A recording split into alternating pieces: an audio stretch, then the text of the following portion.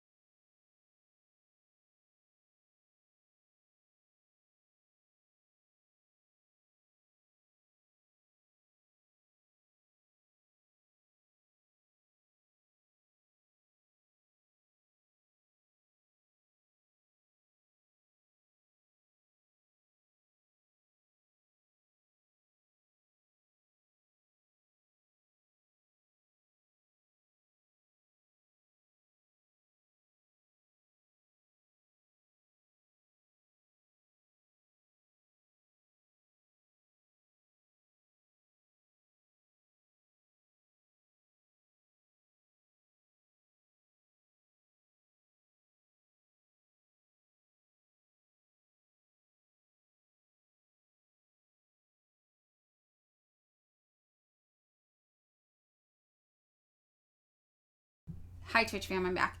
I'm doing the final push. We're getting people over there. Posting like Dustin from yesterday. Dustin was a tripper. That was a real one. I liked that. That was funny. That was terrible. Oh, so sorry. 125. Okay, we got a ways to go. People, once they see the face and not the screensaver, they come in more. So yes, if Twitch stresses you out, I used to be like a little overwhelmed by it. It's easier if you just go on Twitch and you search for one person, and then you just go to their stream. So I will say you can tell when you're using Twitch. This is my pitch. It is an app built for streaming, whereas TikTok, which is like streaming's popular, let's add that to our shit. And you can tell the difference. You can tell the difference when a platform's built for something versus when a platform just tries to add it in. So if you enjoy watching live streamers, people streaming, I think Twitch is a better platform for it. Just personally, as somebody who started streaming on there in December, I think it's way better. You're gonna be able to oh, my screen is a little dirty still. You're going to be able to have a better streaming experience. On here also, it's just people trying to sell you shit on TikTok Shop. Let's be real. Okay, is that better? You know what? I got the bandana. My finger's oily is the problem. Yeah, that's better. Release the Dustin files, the Dustin chat from yesterday that only me and Virgo could see. That was so funny. Like nutritional yeast, which I've got a whole hard launch plan to be able to get free food from TikTok Shop. Smash camera is my vibe. You're so right. That's ADHD. Welcome, Jocha. Hi. Took 4 hours to watch an hour-long Yami Park video. I mean, watching a 1 hour long Yami Park video, though, hard work.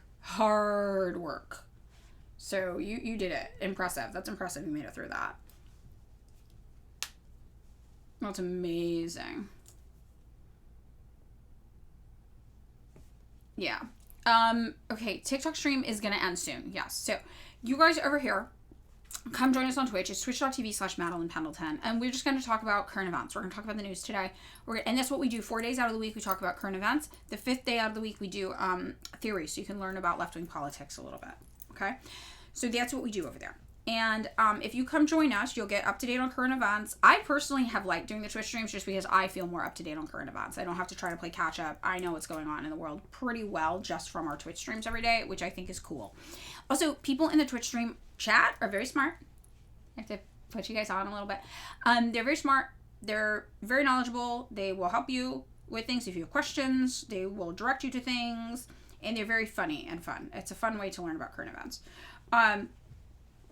So, yeah. My mods are banning users on Twitch. Sammy, is it Dustin? Are you Dustin?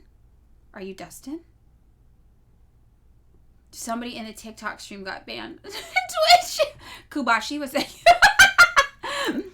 Hey, look, only one of our mods indiscriminately bans people, and that's Kubashi. And so if you want to be part of the stream chat community, you have to not upset Kubashi. I don't know what to tell you. I don't control Kubashi. Kubashi was elected in. So what do you hate democracy? They hate democracy. Over on the TikTok stream, they hate democracy.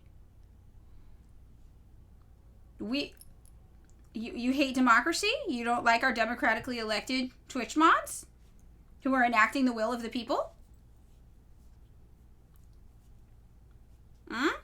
Wow.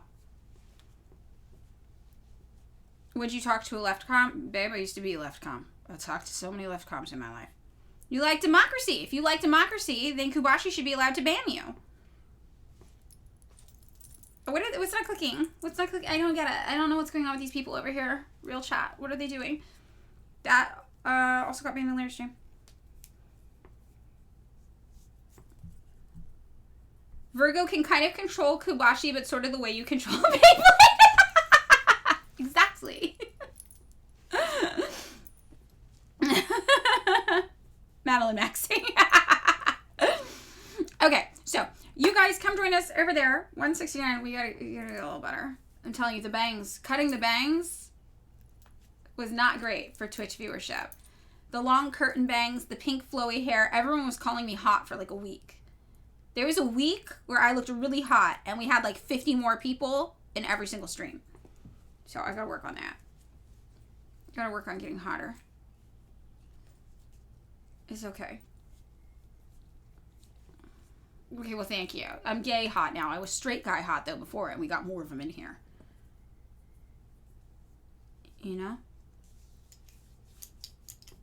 We're working on it. Big Gotco also has the new codes. That's true. So, come on over. Yes, we actually talked about it on stream, about the Labubus testing positive for banned cotton from Xinjiang. The cotton's not even banned, first of all. I was a clothing designer. I am a clothing designer. I was a clothing designer when that was happening, too, though. And everyone was like, you can't buy any cotton. All cotton's evil. All cotton comes from Xinjiang. And the people tried to, like, ban Xinjiang cotton, but then they did all these expositions and they're like, you can't because all the cotton in the world just comes from Xinjiang. When if it doesn't, you can't tell where it comes from. There's no way to test where the cotton comes from. It's, like, ridiculous. And then all these farmers from Xinjiang got on the internet and were like, why the fuck would we have people hand pick our cotton? What year are you guys living in? We have these machines. And then these giant cotton combing machines. And then the U.S. government dropped that. That was the first PSYOP the U.S. government tried to run against Xinjiang because they want to stoke a separatist movement to divide and conquer China. That was the first one. And then they dropped that, and then they moved on to paying that weird German religious fanatic, Adrian Zanz, $600,000 to come up with this report to support that Donald Trump racist conspiracy theory that now says that they're doing genocide against the Uyghur Muslims, which kills me because if you look at the list of countries that are deeply concerned about China's treatment of Muslim people, and are like, they're doing bad things. It's literally a bunch of white European countries who do not give a fuck about Muslim people. It's literally countries like France that were forcing Muslim people to undress in public spaces because they're so fucking Islamophobic. And all the countries that stand with China are all the predominantly Muslim countries that are like, I don't know what you guys are on about. You're making shit up about China and we stand with China. That shit kills me. That shit fucking kills me. It's wild. Muslim delegation. They like it. Yeah, I love you too, Chris Cole. I don't know you, but I love you too. So, okay, what are we up to in terms of chat population? 201. We did it. Oh, okay, we did it. All right, so I'm going to hang up here. Come on, join us over on the real Twitch stream. Come join us over there. We're going to talk about politics. We're going to talk about current events. You're going to get so educated. You're never going to go on the internet and say, what does Somaliland have to do with Israel? Again, you're going to know. Because you're going to know. You're going to see it and you're going to be like, oh, I know what's going on here. That's what's going to happen. Okay. All right. I'm hanging up here. Trying to be, we lost some people. Whatever. It's going to be fine. Okay. Hanging up. Bye. Okay. Hi. Hello. How are you guys? That was, Burger Reich was Reichen today. They were straight Reichen it. First time chat. A little big jlit. Hi. Thank you. I have the gay bangs. You know, my camera is still fucking smudged. And I used to have this little microfiber thing that cleaned it. And then I brought it with me to a volunteer event where I was filming things. And now I lost it. I don't know where it fucking is. Because that happens to my phone, too. Everything I own is covered in grease. I don't know. Top 5 presidents. None. No presidents. How many of them died while in office? Chong the Beast? Yeah, I used to have him too, and then I didn't for a while. How many, let's figure out, who are my top 5 presidents? Presidents USA that died in office.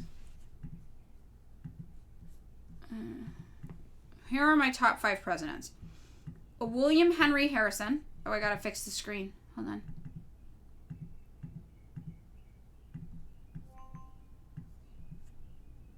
There we go. Zachary Taylor, Abraham Lincoln, James A. Garfield, William McKinley. Those are the top 5. There was one that died after like a week. Yeah, which one was that? Zachary Taylor, maybe? When did he die? Died soonest in office. Presidents USA died soonest in office.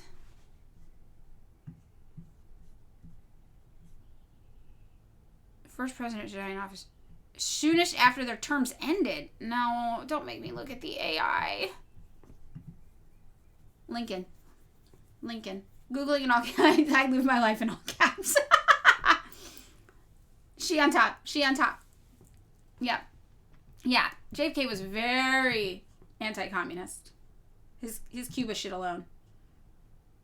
Pneumonia in the 1800s could take you out. Sometimes I think about that. I'm like, look. 17. Would it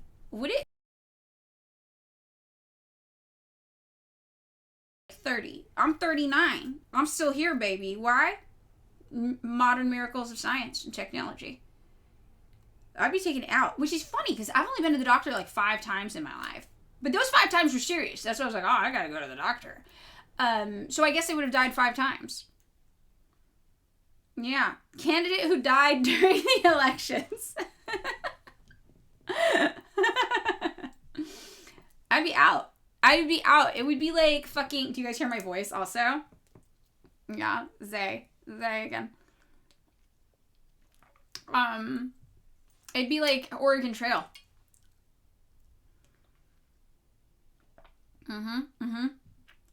Still out of spite, Trans Fox Girl 1312. Great username. I see you all the time also. I don't know why. It's the first time I've said your username out loud. It's a really good username. Yeah. William Henry Harrison was in there for like a month. He's number 1.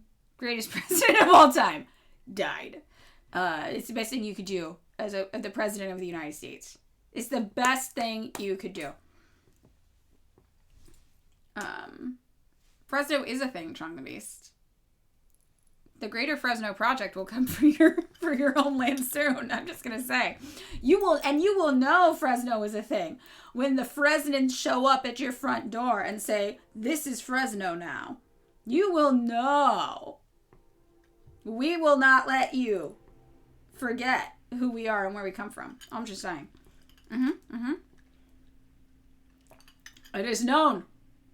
Yes. Okay. Hi, everybody. Welcome to today. My least favorite president is Barack Obama because I voted for him because that was the year that Peace and Freedom ran Roseanne Barr, and I was like, I guess I'm voting for this guy. Or was it Biden? No, it was Obama. Second term Obama. And then every single time I read the news, I was like, I have blood on my hands. This is blood on my hands. This is my doing. Will Fresno reach San Jose someday? Soon. First, actually. We're coming for you first in San Jose. First time shot, Zesty Burrito. You will become Northwest Fresno pretty immediately once it starts. Yeah. We're going to be there in 3 hours. With traffic. 2.5 without. You know? That's coming real soon. Thank you, Hegel's Big Dialecticals. Welcome, everybody. Welcome to the Twitch stream. If you're new here, we talk about the news. We don't just talk about my plan for a Greater Fresno project that will consume your city and subjugate the people you love to my will. Not just my will, all of Fresno's will, really. Yeah. We don't just talk about that. We talk about the news most of the time. So today is no exception. However, it is kind of a special day because it is Wednesday. So on Wednesday, we talk about weapons that are relevant to the news that we are learning about. And this started from the great tradition of Iran because I did not know enough about nuclear enrichment to accurately be able to discuss the politics of Iran. And when this became clear to me, we implemented this new thing on Wednesdays where we learn a little bit about weapons that are relevant to the news so we have a better understanding of what's going on in the world. So this morning, our program, for me it's morning, I'm in LA, it's 10 a.m. Our program will be as follows. We will do a 20-minute segment learning about a weapon of some kind that is relevant. And then after that, we will look at one news story about something happening in the world today. The news stories can be from anywhere. They can be from bad sources, weird sources, cool sources, whatever you think. And we will discuss what's going on and any historical context or reporting bias that we see there. Oh my God, Oberdon, hi, welcome. Yay, we're so glad you're here. So there is a voting process where you can vote for what kinds of things you want to be talking about. And we're going to start off with the voting process for weapons. So we're not going to be in it quite yet. But if you have a weapon you would like to learn about, get it ready. And there will be a moment when I say go. And the first 5 people who put their links in will be the ones who are considered for those topics to be discussed. So start thinking about that now. While everybody is in thinking mode for weapons they would like to learn about, does anybody have a video they would like to share with the chat for us to watch to get us started? Anything they've seen on the internet that they just think is fun, that they hate, that infuriated them, anything they want to do. New emotes? Yes. Cutlasses. Okay. Yeah, you like my Fidel I drew? Yeah? I'm going to draw them all one day. Should you actually take this stream semi-seriously, Big Yahoo? You have to be here. Okay, USA waged that video with puppets. Oh my god, I love this guy. I love this guy. Yes. Trick that lets Hold, please. This is a great one to get us started. bosses steal tens of thousands every year from their workers? Under U.S. labor laws, full-time employees have more protection than independent contractors, and bosses are misclassifying workers to skirt responsibilities, protections, and pay. Bosses are doing this across the country despite these workers qualifying for full-time permanent employment according to a report from the Economic Policy Institute. Hi, Too Old for Twitch. Nice to meet Misclassified you. workers, often in blue-collar positions like truck drivers, nail technicians, and retail workers, are losing out on thousands of dollars every year as a result. The National Employment Law Project estimates that as many as 10 to 30% of employers misclassify their employees. The amount of lost compensation varies by state. New Jersey truck drivers lost up to $31,000 in compensation compared to W-2 employees. Although misclassification is present across job types, people of color, women, and immigrants are more likely to be employed in a sector where misclassifications are common. When misclassified as independent contractors, full-time employees become ineligible for minimum wage, overtime protections, workers' comp, paid sick and family leave, protections under the National Labor Relations Act, discrimination and sexual harassment protections, and unions. Across 11 fields, being misclassified could cost workers from $8,000 as a retail employee to $23,000 as a truck driver. For example, without employer compensation for health and retirement benefits, construction workers earn 32% less than their W-2 counterparts. An annual salary of a W-2 truck driver can average $64,000. A misclassified driver could expect $41,000 for the same wage simply because they do not receive supplemental pay or benefits. Customer service representatives should have a $43,500 annual salary, but if you're signed as an independent contractor, you get 21% less. That's $34,000 a year instead. Wow, it seems like the real thing is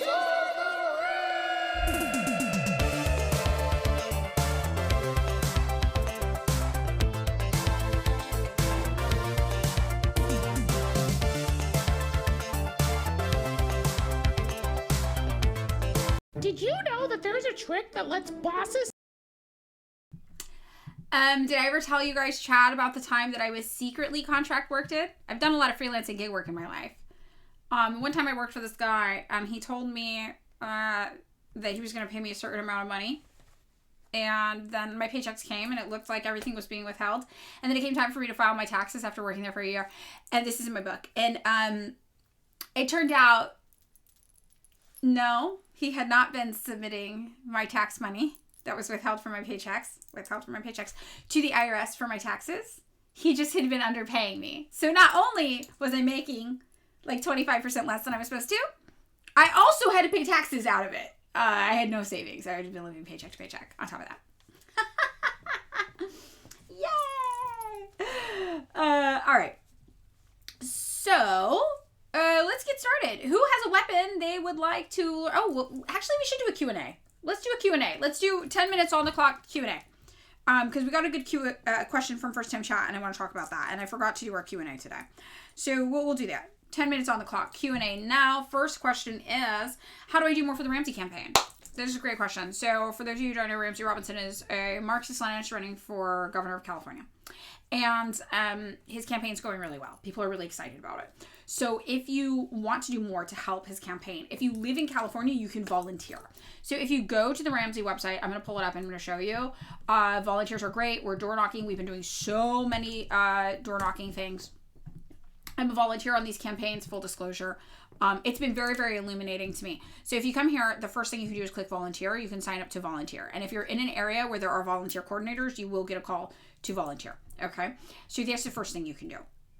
All right, the second thing you can do, no matter where you live, is donate. Obviously, you guys know, if you're in an org, you know, we pay for this shit. Is that nobody's paying for communists and socialists to do anything. We pay for it ourselves. It's all funded ourselves. I've donated to the Ramsey campaign. I've donated to the campaigns of every single candidate. That's part of me volunteering for them, is I donate to. And in fact, I actually got a call from somebody I know the other day that I thought was a social call. And then at the end of it, she was like, I'm also raising money for the Ramsey campaign. I see you donated $40 last week. Can I put you down for the same today? And I was like, I just got canvassed. Yes. So donating helps, and you don't have to donate a lot. You can donate $5. It honestly helps so much. So that is an awesome thing you can do from anywhere. The other thing you can do, if you're like, I don't live in California and I am poor, what can I do? Talk about Ramsey on social media. Honestly, that's the best thing you can do. Make videos, talk about Ramsey on social media, follow his social media accounts, interact with them, repost things, share things, engage. And it's not just Ramsey. I'm going to show you guys this. This is something, if you have your phone out, if you're not using your phone to watch stream, this is something really easy you can do. And it does actually help, because social media is the primary way to get the word out about the campaigns. And because we're engaging on a Lenin model of electoral engagement, the message is the most important part. We want people to see what the socialist message is, what the communist message is, what the Marxist-Leninist message is, because you'll like it. You're going to like the message, and that helps break through the anti-communist propaganda.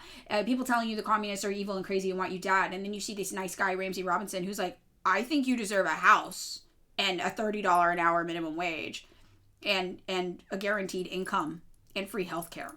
And so that helps, right? That's the message we're trying to share. So follow his social media accounts if you haven't.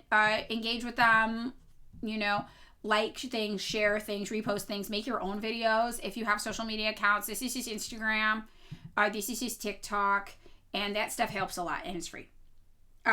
Keep posting Andres for the Bronx videos on the Bronx subreddit, and you get so much hate. Yeah, and this is just what we have going on in California. It's not just Ramsey. The person whose campaign I volunteer the most on is Megan, and you'll sometimes hear my voice doing her voiceovers for her videos. Megan is a school bus driver running for California State Controller. She wants to divest California from Israel. She wants to talk about public transportation. She's getting some okay traction on this campaign too. So you can follow her, do the same thing, promote her stuff over on Instagram and on TikTok. She's very helpful. Other ways to volunteer for Ramsey that's not door to door. Yes, you can do postering. You can put up posters. You can you can phone bank. You can call people. You can text people. We have people volunteering for the campaign who are literally just social media volunteers. Like, I'm in a group chat of like maybe 6 people who just like Ramsey and have like regular social media accounts with like 100 to like 5,000 followers, and they just want to make videos about Ramsey. And so we talk about things that are happening in the news, like, oh, we could talk about this. This is related to Ramsey's campaign. This. So you can do stuff like that too. You can be a social media volunteer. All that stuff is really, really helpful. So Megan is good. Also, we have Lalo, who's doing Lalo for CA? Nope, that's a random Russian person. What the fuck is Lalo's campaign? Lalo?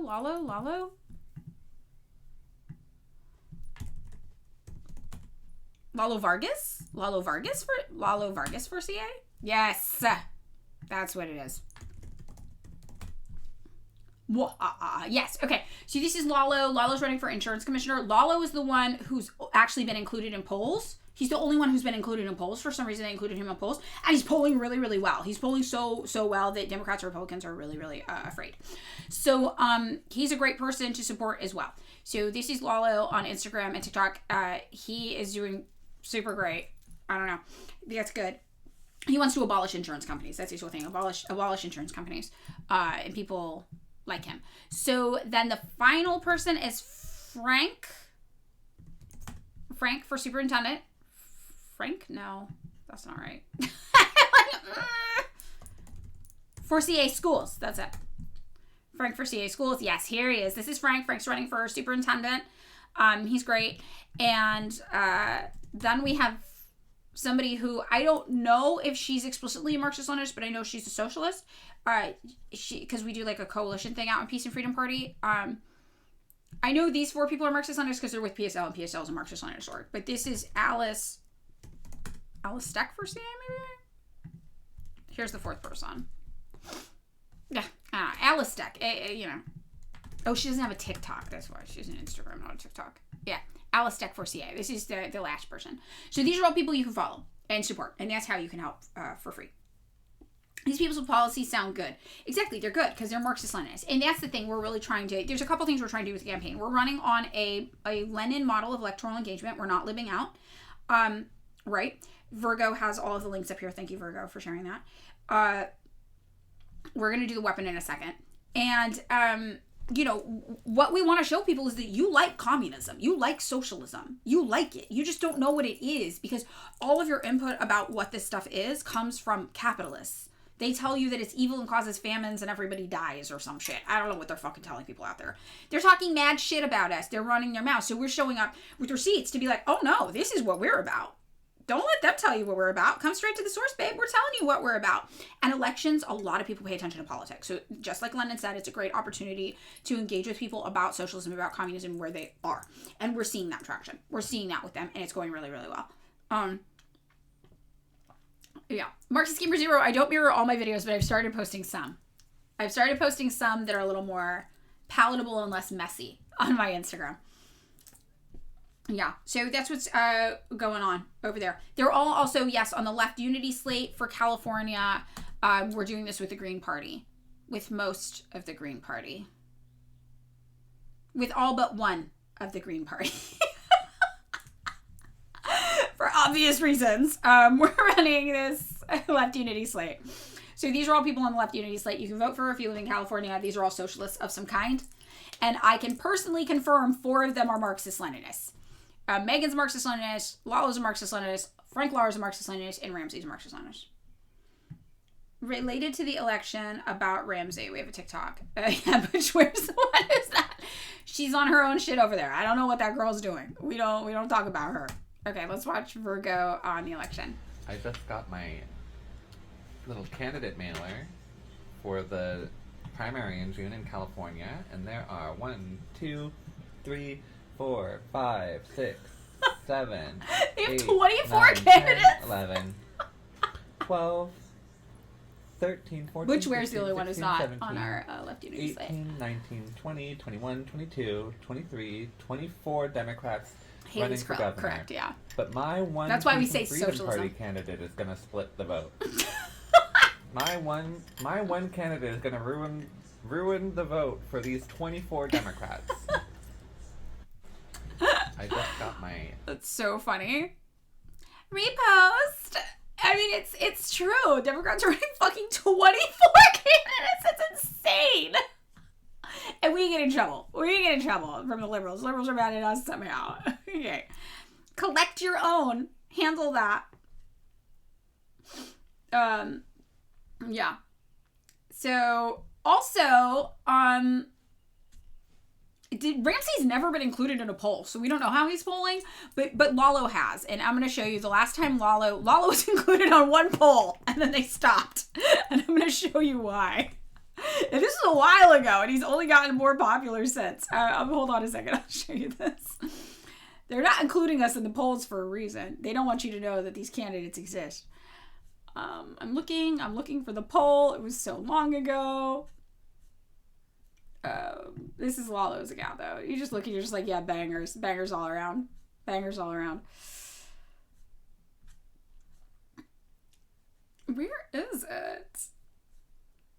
Here's the one poll they included Lalo in. This is in December. And Lalo, the highest ranking person was polled at under 10% at 9.9%. And Lalo was polling at 5. It's very cool.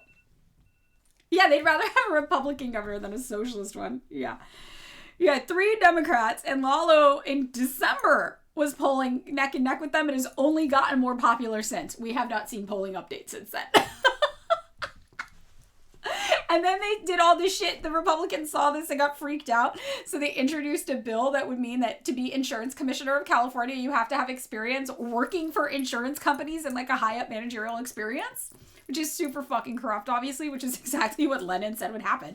You engage in electoral politics and people are going to start to see pretty soon, like, oh, electoral politics are obsolete because if you win, they just start doing shit like this. And then the Democrats put out this fake socialist named Jane Kim,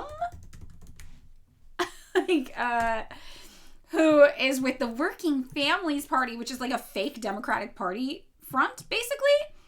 And she's now running affordable, available insurance for all. I'm sorry, my boy wants to abolish insurance companies.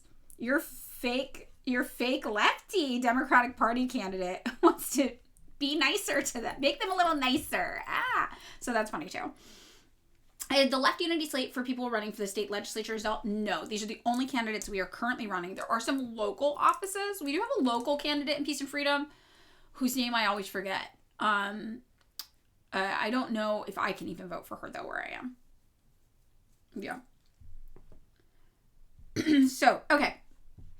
That is our Q&A for the day, chat. Sorry, it was just one, but I'm happy to be able to talk about this. And, don't let anybody ever tell you. Sometimes you'll run into people on the internet. This is just what I'm around with.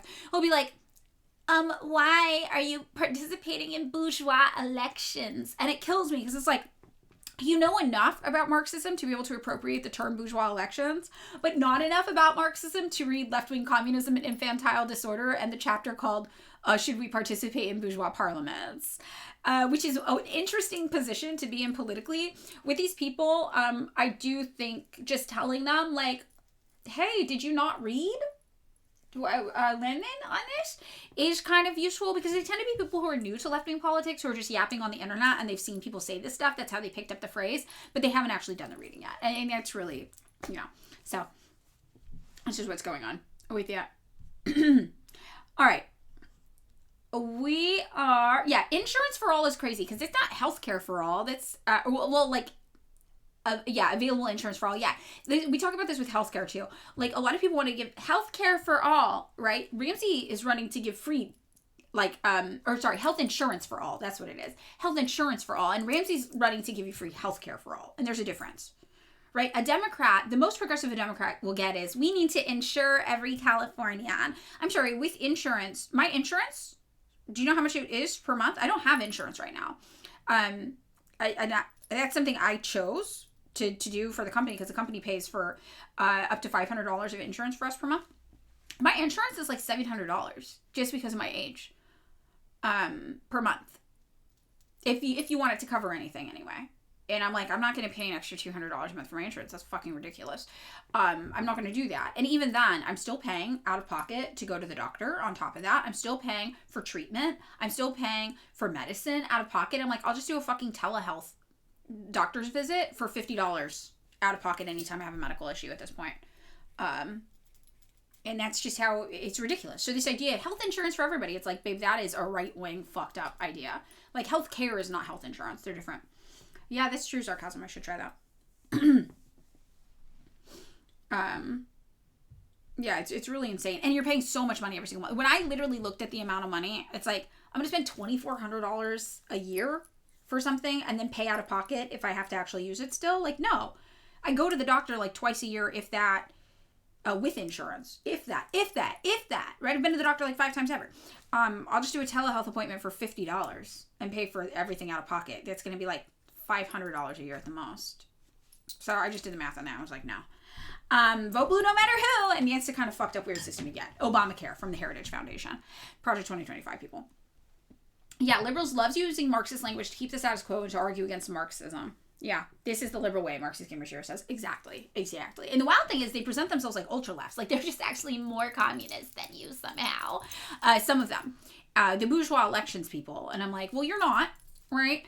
And it's not lib shit to participate in elections. Lenin did that and said it actually helped them win. It helped them build the people power and the momentum necessary to back them when Russia had a revolution. And this is the thing a lot of socialists don't understand, right?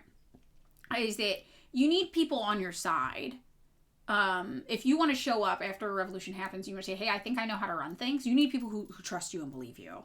And so getting in front of people in electoral arena helps with that. And one of the things we're also trying to do now, the elections are in June, is to try to, we've got like a month left, to try to transition people into thinking about political power outside of an electoral arena. So this is our new challenge. Okay, we've got 50,000 people paying attention to Ramsey. Cool. How do we get them to pay attention to politics after the election's over? And that's something that we're all strategizing and talking about constantly. And it's something that the candidates have started working into their speeches. And it, honestly, something we have going for us, right? The Democrats, for all their shit with the liberals, they're like, where's Jill Stein now? That kills me, right? Because Jill Stein's active. She's out doing protests. She's doing things in the street. She's 70 years old. That lady's active as hell. You know, I'm not even necessarily a Jill Stein person, but like real recognized real. Like she's out there. She's doing shit. And it's the Democrats who do nothing, the liberals who do nothing. They just fuck off back to their McMansions or whatever the fuck when the election ends and just sit around and do nothing. So what we're trying to do is utilize that talking point that the liberals had. This is my goal anyway. They had this talking point, where's Jill Stein? Where's Gavin Newsom going to be after the election?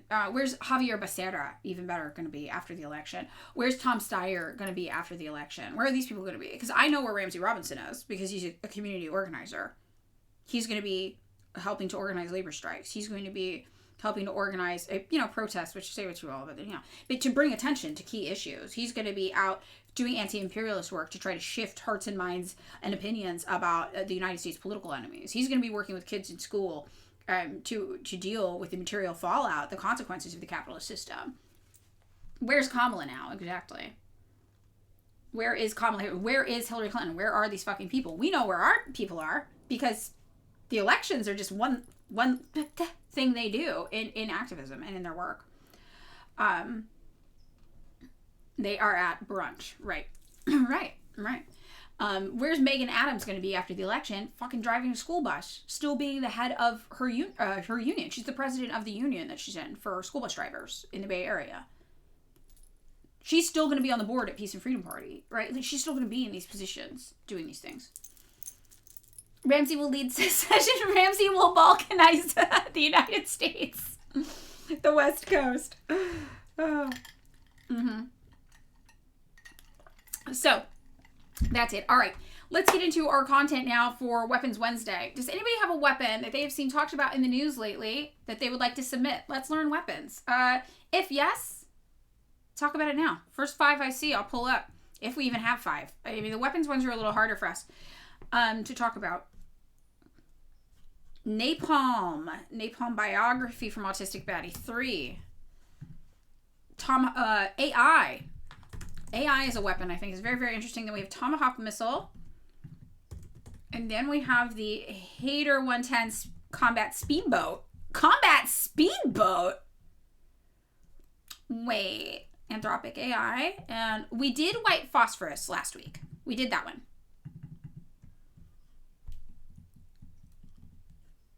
That one? We did. Hold on.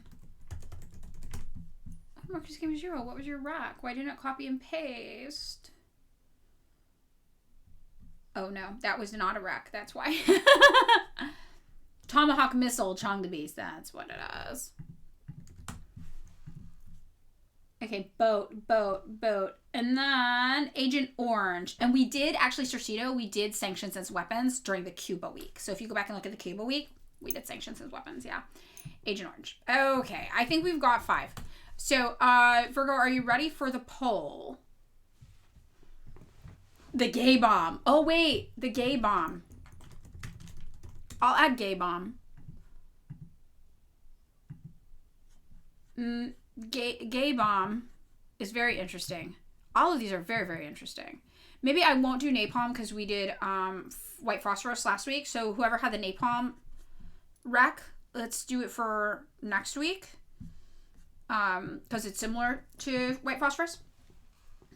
And then, yeah, we need to thank you, Virgo. Okay.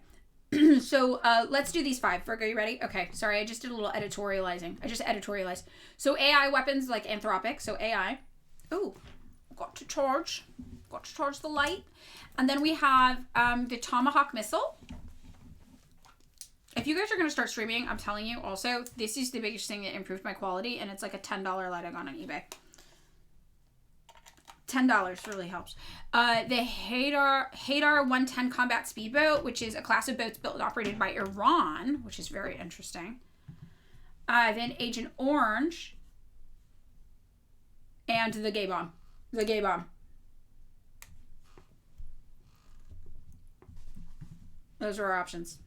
Is there a forced feminization bomb? Not yet. You want to start streaming games? Yeah. Jamie, you should. Simmer Jamie. Are you going to do The Sims? I think that's cool. Iran's real navy. Getting ready to start streaming soon. Virgo's going to start streaming. Yay. I love that. We're going to have to come up with a Larry, Madeline, Virgo streaming schedule so you can hit us all. So we can just like boom, boom, boom down to each other. It is a lot of fun, right? Are you, Sarcasm, are you streaming on here on Twitch? If yes, I'll follow you. Do you want to? Yes, I want to see the liberal friendly background. Show me. Show me. Okay, so voting is happening now. You know the rules. Voter gulag. Voting is mandatory. Do your civic duty. Chat. Participate in the elections of the stream. Take pride in your voting. Take pride in your democracy. And if you don't see the poll, refresh. It'll be at the top of your chat. Incredible time to be unemployed.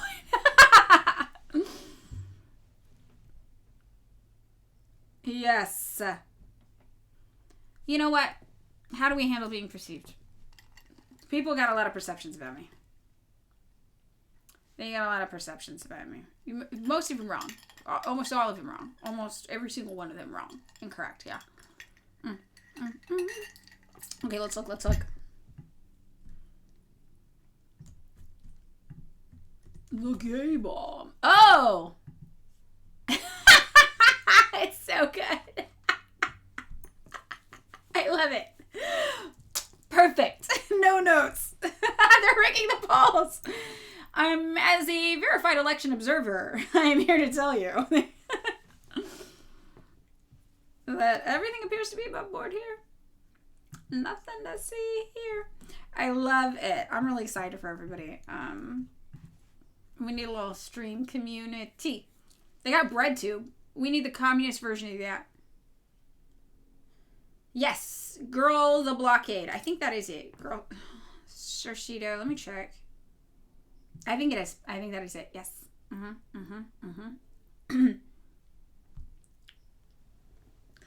The bomb, Brody, makes you gay.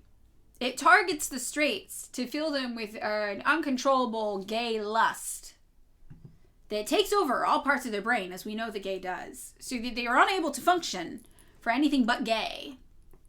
Yeah. You're killing people? You're killing people in support of the U.S. empire? In support of capital? Northrop Grumman give you a gun to go shoot and kill innocent civilian to make ExxonMobil guy rich? Okay, that's good. Now you've got backup. You got a bomb you can send to make the enemy so gay they won't fight back. So gay. Straight-seeking missile technology. Non-existent. Alex Jones Frogs made the gay bombs. Probably. I think that's correct. Also, what a great first-time chat to just drop. That in there. The gay bomb won, right? I can't see it. It got covered up. The gay bomb won? The gay bomb won. Gay bomb suggestion, tiniest boop. Thank you. Okay, the gay bomb won. I do think we should do AI next week, TBH. Very, very interesting. Oh, what? Why didn't I get my whole post?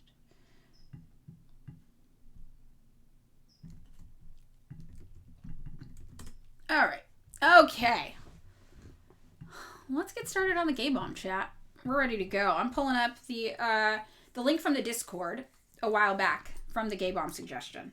This is in the Discord. And if you're not in the Discord, go join the Discord. Everybody in the community puts a lot of work into the Discord. The Discord, it was always going to be gay bomb. We knew it was always going to be gay bomb. The Discord is a great resource, especially if you're new and you want to learn about things or you want to see, conversations. People there put together lesson plans, recommended reading lists. I mean, it's really amazing. So there's a good community going on over in the Discord. The Discord is really coming along, in my opinion, says Virgo. And when Virgo gives me updates, I'm like, holy shit, the Discord's really coming along. I mean, yeah, it sounds great. It's great. We don't know how it's related to gay bomb exactly, but it's a funny read. Let's just read it. Let's just get into the minds of how the United States military apparatus, which includes the CIA, includes intelligence, includes the State Department, how they think of the gay. When they hear about the gay, and you go, does this have utility for us? Us, 17 attack helicopters in a giant trench coat, carrying a bag of money, us, the U.S. government? How do we weaponize the gay? Their first step is to learn about the gay. So let's see what they have learned, right? How do we weaponize the gay?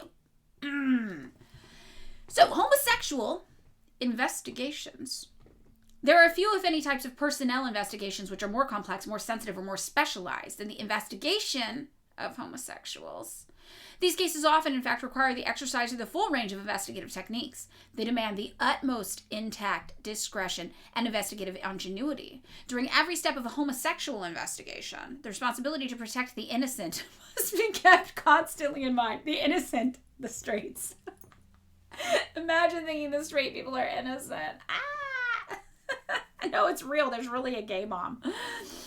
One of the most common mistakes made by the average person is the conviction that he can recognize a homosexual on sight.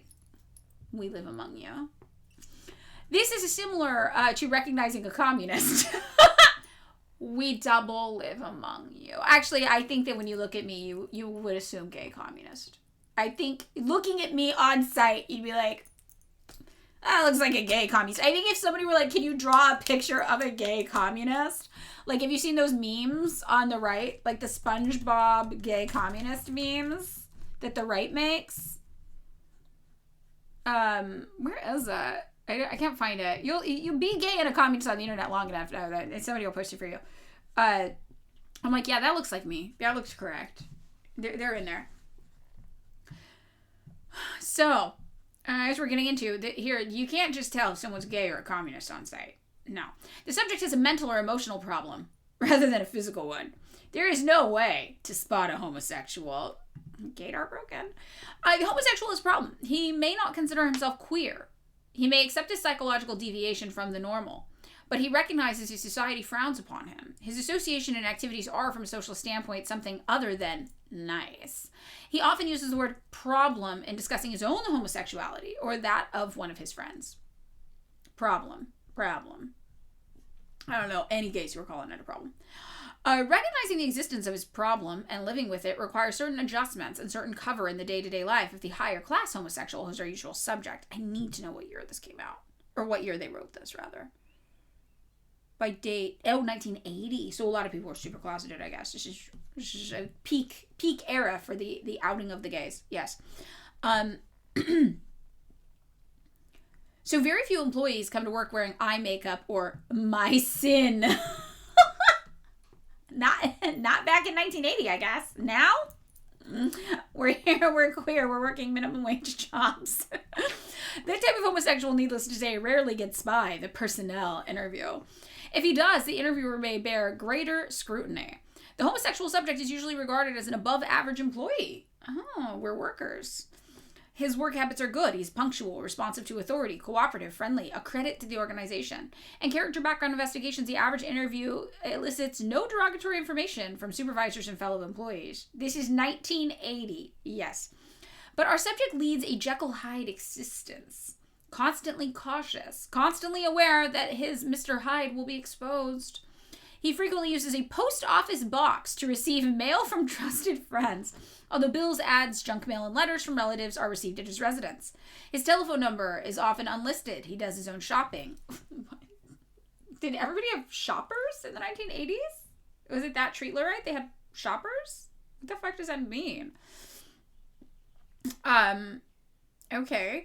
Avoiding where possible delivery people or other outsiders come to his home. Oh, they had them. I had no wife. Hype Queenie, no wife. But also, no deliveries. Did they have like a milkman? Did milkmen still exist in the year 1980? I don't think they had milkmen. Who's delivering shit to your house in 1980? No, they had wives. They did have wives. Some of them had wives. Milkmen still exist? That's the most shocking thing I've heard in a long time. I don't know what to do with that information. Very, very, very disturbing info.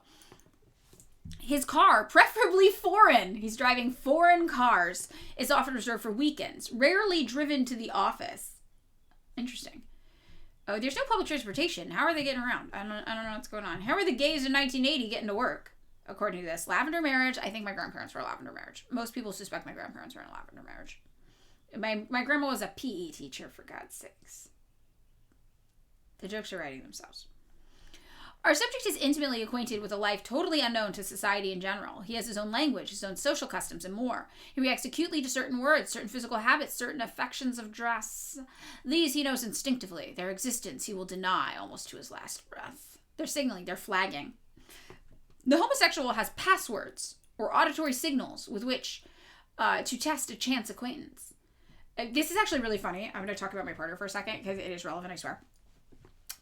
So my partner works at the airport, and it has like a special job, like knows how airport baggage handling systems work, and that's very, very rare. So it's a very special job, in-demand job, and my partner is non-binary. All right, so for work though, they present very much just like a guy. They show up and they just look like a guy. And this is like a whole process. So the way that their job works, they'll be on contract at an airport for a number of years. Then they'll be off contract, and they will live off their savings from when they worked the job, because the job pays a lot of money, but then they won't have work. So before they got this current contract, they didn't have a job for 5 years, and they worked Uber driver, and they made and roasted coffee and just did like their own coffee business and made music. But it's always very hard for them to kind of get by when they're not on a contract, so whatever. But the flip side is that they get to look however they want during that time. So before my partner got this job, they literally looked like an anime girl, like long colorful hair, bangs, like my hair, but like purple, pink, blue, whatever, like hair clips, braids, whatever, makeup, like dressed very like they wanted to, like me, like we look a lot alike when they're like in their zone. I'm dating myself. That's great. So when they got this job, they go through this like ritual. They take out all their facial piercings. They shave their head. They have a bunch of tattoos. They have like butterfly and flower tattoos all over the neck and stuff like that. They go to work wearing like a turtleneck, long sleeves, then they look and present very much like just some guy. So with their affect, their demeanor, people at work can clock something. They're like, something's going on here. So the first thing they usually go to is gay man, but then they're like, that's not quite right either. And they just really largely don't know how to position my partner, because they don't understand like what being non-binary is, or they don't understand that this is a genderqueer person like wearing this like funny little costume for you, right? I know, it's really a bummer. And because their job is so precarious, it's like if they were to get fired from this one task, which is renovating LAX, you literally just have to wait for another airport to want to go through renovation to like get another. It's like, it's, you gotta do the job. When an airport is renovating, it's like everybody who does this job goes to it. It's very specific. So at work sometimes though, they'll run into another person where they're like, oh, like something's happening here, and they'll talk about these where they're like, oh yeah, I'm like trying to like drop like little like code words and be like, or like using they pronouns about somebody, and then like looking for a reaction. And it's very interesting. So this is something they talk about still to this day in 2026 at their job. And so with seeing these passwords, auditory signals, and they're like, yeah, I think there's like another genderqueer person who works in like this department who's doing this. And when we're together, we do this thing where we use like a lot of they pronouns. And we're like, oh, are you dating anybody? Do you have a partner? Yeah, that person, they... we're doing this and this and this. And that's like how they're trying to like figure out if like other people are safe in this environment, basically. It's very, very fascinating to hear. Right. They might never finish renovating that airport. Yeah, God willing, my partner will have a very comfortable job renovating LAX airport forever. That would be awesome. So I just think that's funny, because I'm like, oh yeah, like I haven't worked in a traditional workplace in a long time. And that's like the last like traditional workplaces I worked in, there's a lot of gay people there too. And this is something my partner tells me a lot, like, oh, you're really disconnected. Because like, even though it's LAX, because of the nature of the job, all the people working on it, they're flown in from all over, not just the country, the world. Like there's people coming in from like, there's a guy there from like Ethiopia working on the project who gets brought in just for that project. There's people from Canada who get brought on just for that project. A lot of people will literally live in like Tennessee, but fly out for the job for all week and then fly back home because they're they do this. Like, one job my partner had, they were working in Texas while living in Chicago and would literally just fly to work like every day because they get like flight access so easily. So it's just very interesting culture. So that means though that my partner's like, oh yeah, like walking onto like a job site, there's people there from like everywhere in the country. Like there's people with Donald Trump stickers like on their hard hats. Like it's not even like a traditional LA work experience. It really is just like mostly just a pan-American blue-collar working class experience, because there are a lot of blue-collar people who just happen to be really good at figuring out how stuff works. So it's very, very fascinating. Yeah. You thought tattoos were more acceptable in the workplace now? Some are. So basically, my partner has a lot of very like butterfly throat tattoo, like flowers all around their neck. And they were doing the turtleneck for a very, very long time until they hired a new guy at the workplace who's very, very hyper masculine, and like everyone loves him. Like he's got all the guys in the office doing push-ups every single day kind of a vibe. And that guy's covered in tattoos. So then my partner was like, okay, I think I can start to show my tattoos at work. So that's new. They're starting to show their tattoos at work. Yeah, neck tattoo, but that guy has hand tattoos. So that's why my partner was like, well, if this guy has hand tattoos out, I can have a neck tattoo out probably. But also now my partner's really, really, really good at their job. So they're more like necessary now because they've been there over a year. It would be very, very hard for them to, like, the company doesn't want to lose them just because they have tattoos probably. So they're starting to feel more comfortable with like that one element, but that could go either way. Yeah, Haley's, yeah. So exactly, like you can have like literally like there's stickers about like sexual assault on people's like work hard hats and stuff like that. Donald Trump stickers, political stickers, whatever. Stickers being like, hell yeah, I'm gonna, I don't know, like assault this woman or whatever. But yeah, my partner is like, oh, like maybe if I'm there long enough, I could bleach my hair and get away with that. And they're starting to grow their hair out a little bit, but it's like right now it's still kind of in the safety zone, you know, it's like here and it's like, okay, like seeing what they can get away with. It's pretty wild. Yeah, and turtleneck, and they're doing manual labor. They're literally engineering baggage handling systems. They're crawling around on things, and it's LA, and it's summer. Like last summer, it was very, very miserable for them. Wearing a turtleneck every single day, 100 degrees outside, and they're doing a lot of manual labor. It was challenging. Yeah, they're testing waters. They've actually seen what they can get away with. Very interesting though. But I do think it's funny too because you know, we're all queer, right? So my partner, the people at my partner's work know that we don't do monogamy because I'm very vocal about it, and I've met them and I'm like, yeah. But you know, right now I look very, very feminine. So to them, I look like I don't know, like a girl you would see on OnlyFans, and these guys are like very, very normal, but that's their reference point. That's their endpoint for somebody who's alternative and feminine presenting. So to them, my partner's like the man, right? This is like, hell yeah, brother. You're dating someone who looks like they do OnlyFans, and you're out here and you get to have sex with whoever you want. Like, well, hell yeah, brother. And I'm like, wow, somehow my existence and like non-monogamy has made you more masculine in their minds, right? than even they are. Like somehow you're more of the man, which is really, really funny. Yeah, me on OnlyFans. Hi.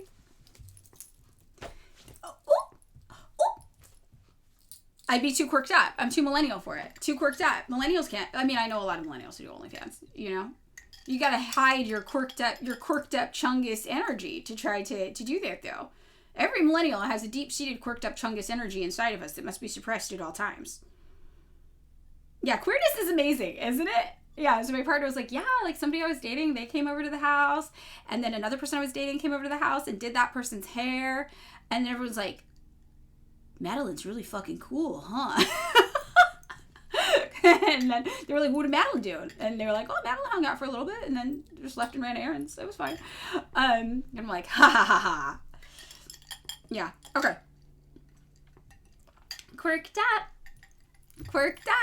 Yep. On a Tuesday, microplastics day.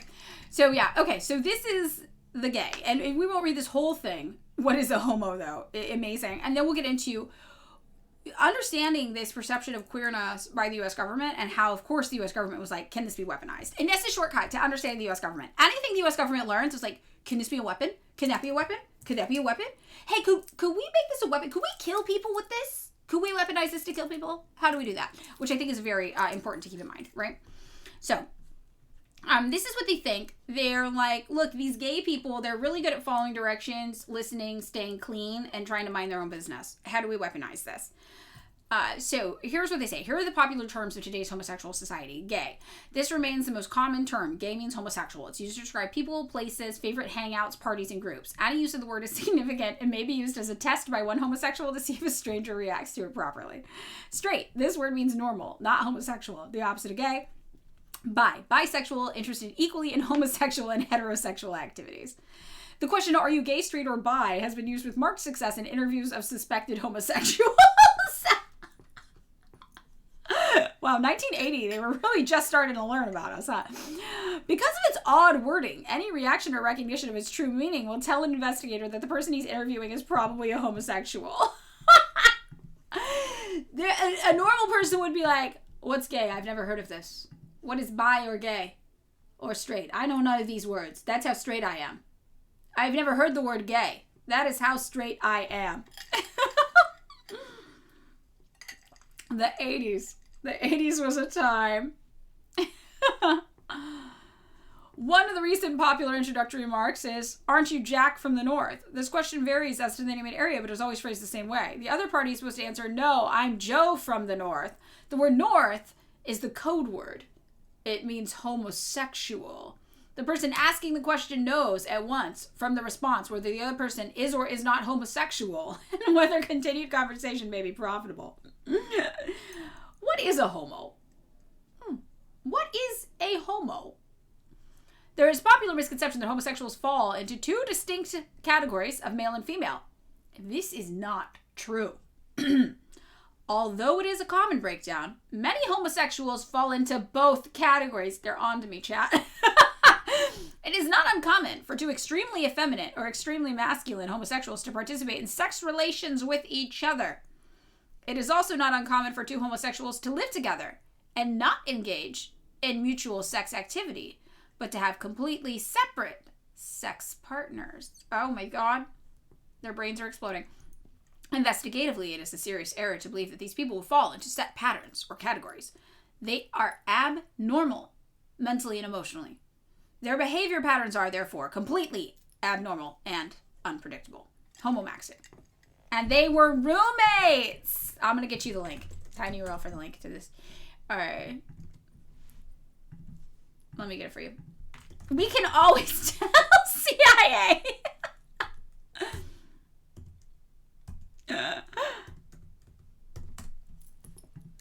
Okay. If our subject is married, air quotes, he will be much more difficult to detect. Many upper-class homosexuals seek permanent living arrangements with others of their kind, lavender marriage. There is much less potential or possibility of detection, trouble with the law, or susceptibility to robbery or blackmail. If our subject and spouse have many neighbors, they can be expected to move often. If the neighborhood is tolerant, they will settle down to domestic bliss of the highest degree. Landlords often encourage rentals to homosexuals since they are neat and generally quiet, interested in keeping their apartments in good condition, and dependable when it comes to finance.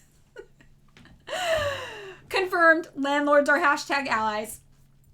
Marx didn't predict this. This is, nobody let the ACP see this. Nobody let them see this. Oh. The happily married homosexual wants trouble with no one and conducts himself accordingly. They can hamper an investigator in developing true facts during a neighborhood check. He must be alert for something more than good neighborhood reputation. Landlords love homosexuals. Many homosexuals are actually married. Informants have advised that they estimate at least 50% of homosexuals are either married or divorced. Motives for these marriages vary. Some are honest efforts to solve the problem. Most are for the sake of convenience, to buy respectability, to provide a front behind which the homosexual can exist free of public criticism. Numerous instances have been encountered wherein homosexuals are married to lesbians. These are truly front or cover marriages and often cloak activities disgusting beyond the wildest imagination. Chat, do we think the person who made this report is gay? As a landlord, as a gay and a landlord, I can confirm that all landlords love gay people, and all gay people are landlords. This is true. It is written. I'm sorry. Read this in Transatlantic. Gay Lord. And that's actually, yes, as Dookie Butt 11 has pointed out, that is the origin of the term Gay Lord. That is where it comes from. Yeah, that all gays are landlords. Poop. Oh, Poopy Pee Man, first time chat. Hi, welcome. You just missed a really banger chat from Dookie Butt 11. Maybe you know each other. Dookie Butt 11, Poo Poo Pee Pee chat. Maybe. I don't know, just, yeah. Mao was a homophobe. The ACP will certainly try to convince you that.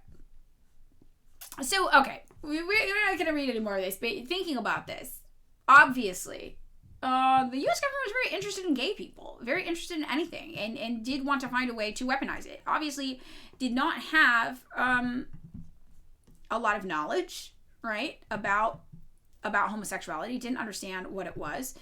And we have a lot of documentation that obviously the U.S. government was looking to weaponize this. And we've got some stuff we're going to read here really, really fast. So we're going to start with the Military Times, which I found myself on a number of times. Free my boy Poopy Pee Pee Man. Interested in gay sounds pretty fruity to me. Yeah, I don't know. I'm like, this. I just like that the guy was like, they're doing wild, disgusting things beyond your imagination. And so it's like hot, right? Like, you think that's kind of hot? Like, wild, disgusting, sexy things. Really, really into it. I just don't know if you're like a normal straight person. Because, like, look, I know people I'm not attracted to physically have sex with each other. I know that happens. I see couples out in public. I assume they're having sex with each other. I'm not attracted to either one of them. I don't really think about that ever. I try not to imagine them having sex. If anything, that would never occur to me to think about these people having sex with each other. So that's why I think it's weird to be like so concerned and thinking about people you're not attracted to having sex with you. I'm not attracted to most people. I'm attracted to very few people in the world. So what is the utility in trying to imagine people you are not attracted to having sex with each other? Thinking about that.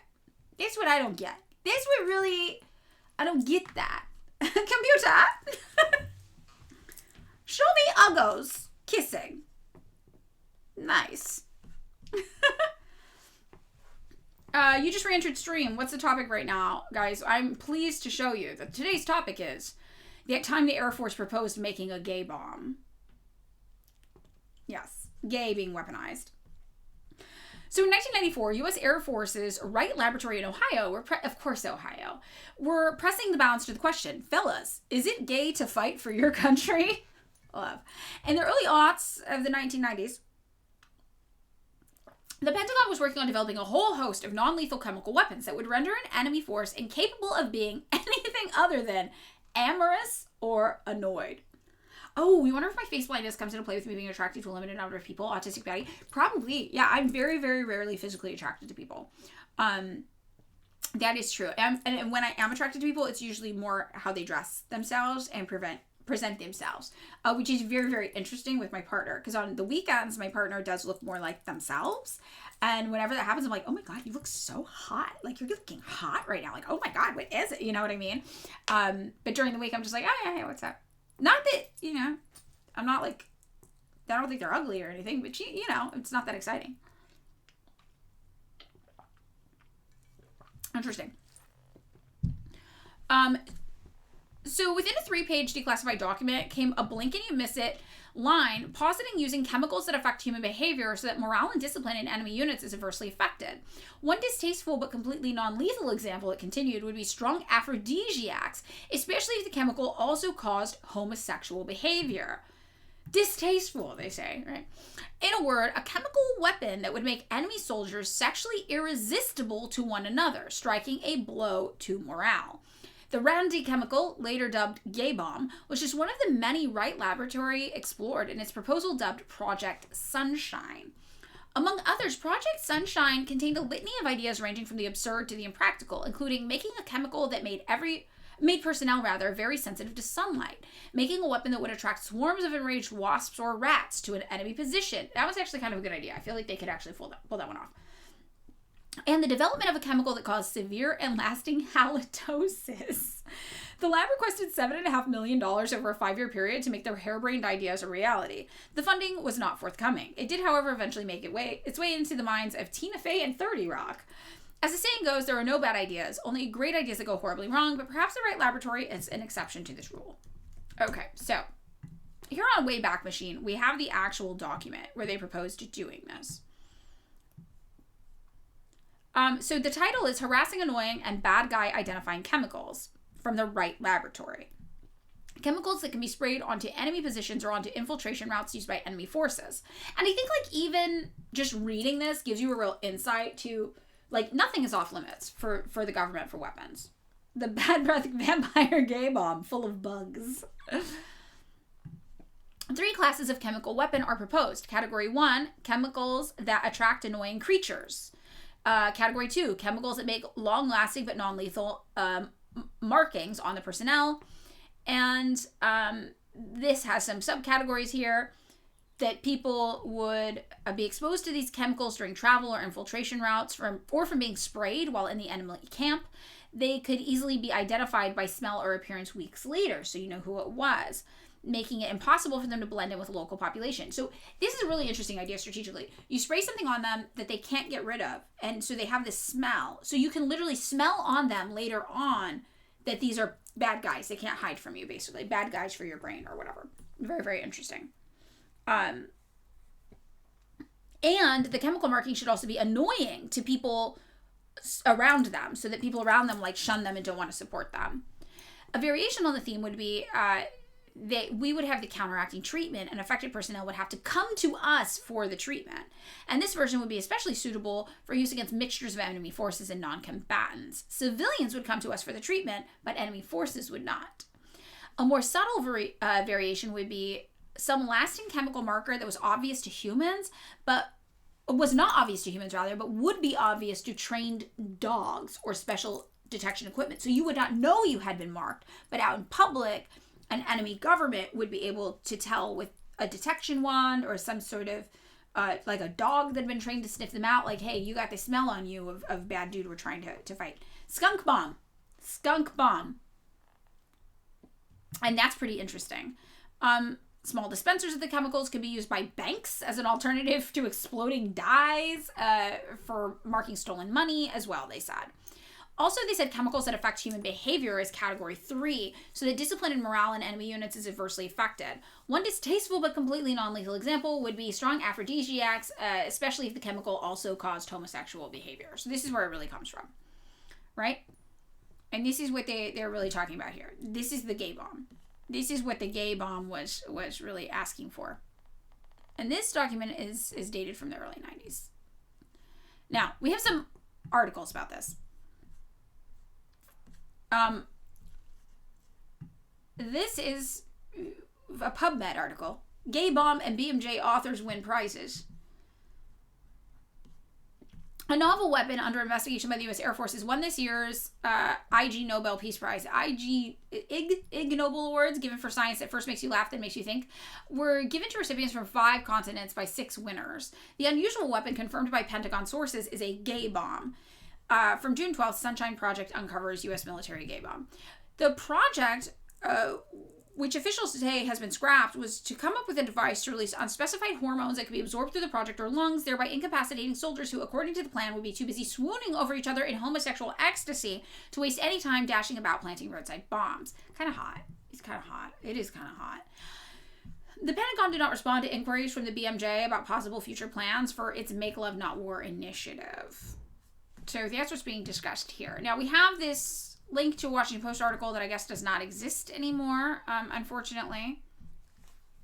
Offbeat, all right? Oh, you know what? No, because it's properly cited, because it's actually an academic text.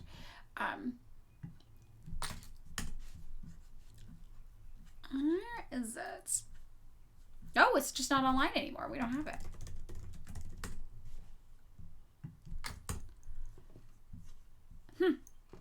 No, not there. Maybe written only. Maybe print only. Not there. Okay, we can't read the original WAPO article, guys. Sorry, Jeff Bezos took it down. He said no. He said too gay for me. The gay bomb is kind of hot. It is kind of hot. I didn't like really think about it. But it is kind of hot. So we have then this Guardian article about it as well. Oh, the quotation marks. You're right.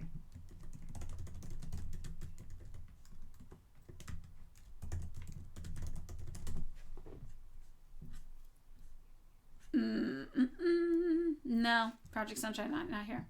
Oh, that's okay.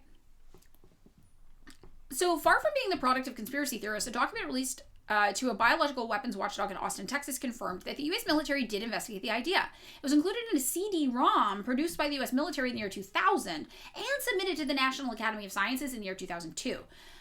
So the document showed that $7.5 million was requested to develop the weapon. The document released to the Sunshine Project under a Freedom of Information request titled Harassing, Annoying, and Bad Guy Identifying Chemicals included several proposals for the military use of chemicals that could be sprayed onto enemy positions. The Pentagon did not deny that the proposal had been made. Aaron Belkin, director of the University of California's Michael Palm Center, which studies the issues of gays in the military, said, the idea that you can submit someone to some aerosol spray and change their sexual behavior is ludicrous. I don't know. Have you guys ever smelled Tip Teak? It smells real good. Like, it smells real good, you know? All right, so that's it. That is our Weapons Wednesday Gay Bomb Chat, everybody. Ecstasy was right there, Ghost Pain says. Ecstasy was right there. It's all they had to do. Molly water. Molly water. But no. Any thoughts? Anything final we want to wrap up this big gay bomb with? I think the thing to take away from this is, yeah, like I said, like the government's going to find a way to weaponize anything, and nothing is too ridiculous for them. Anything you're like, the government wouldn't do that. That's freaking ridiculous. They would. They would do anything. They would do any of it. They would do it all. Right? Forget nukes. We need our own gay bomb. Gay nuke. We need a gay nuke. We're gonna up it. We're gonna up it to gay nuke status. Yeah. Okay. Let's get into our actual content for today now. Let's take a look at the news. We're moving into the segment of the stream that is the news. You would volunteer for these testing the gay bombs. What if they make you straight though? A nightmare. What if they make me like my partner's weekday looks more than their weekend ones? I want the gay bomb for when there are too many swagged out white boys in the bins. Did you see about a trans defense contractor? No. What is it? This is like that time there was that leftist defense contractor on Twitter everybody thought was a joke, but it turned out they were a real person. Oh, it's another one. Oh, Twitter. I gotta get back on here. I'm only logged in on my computer, though. Oh! This is pretty funny. Let's see. Oh, shit. I can't do that with you guys.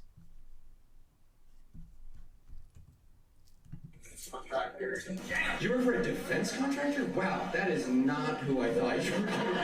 Can I get some pronouns going? She, her, okay, got it. Are you a trans woman? May I ask that? Is that right? You're a trans woman. Now, are you the only trans woman working at the defense contractor? No? There's just a defense contractor full of trans women? Just dropping bombs on brown people?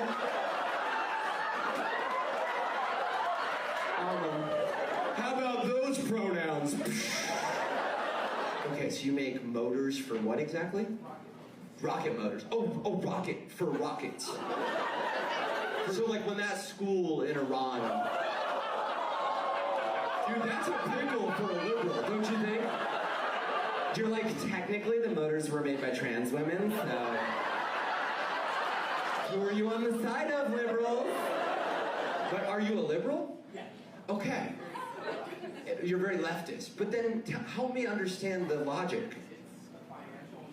But that's a lot, isn't that a lot of money? I feel like there's a middle ground somewhere in there. Are you like pro-capitalism? No, you hate capitalism. You just build rocket motors for our military? Have you had other jobs? What were those?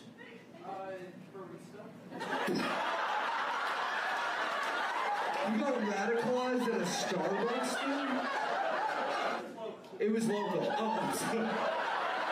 Oh, sorry. How dare I accuse you of working at a terrible corporate entity like Starbucks?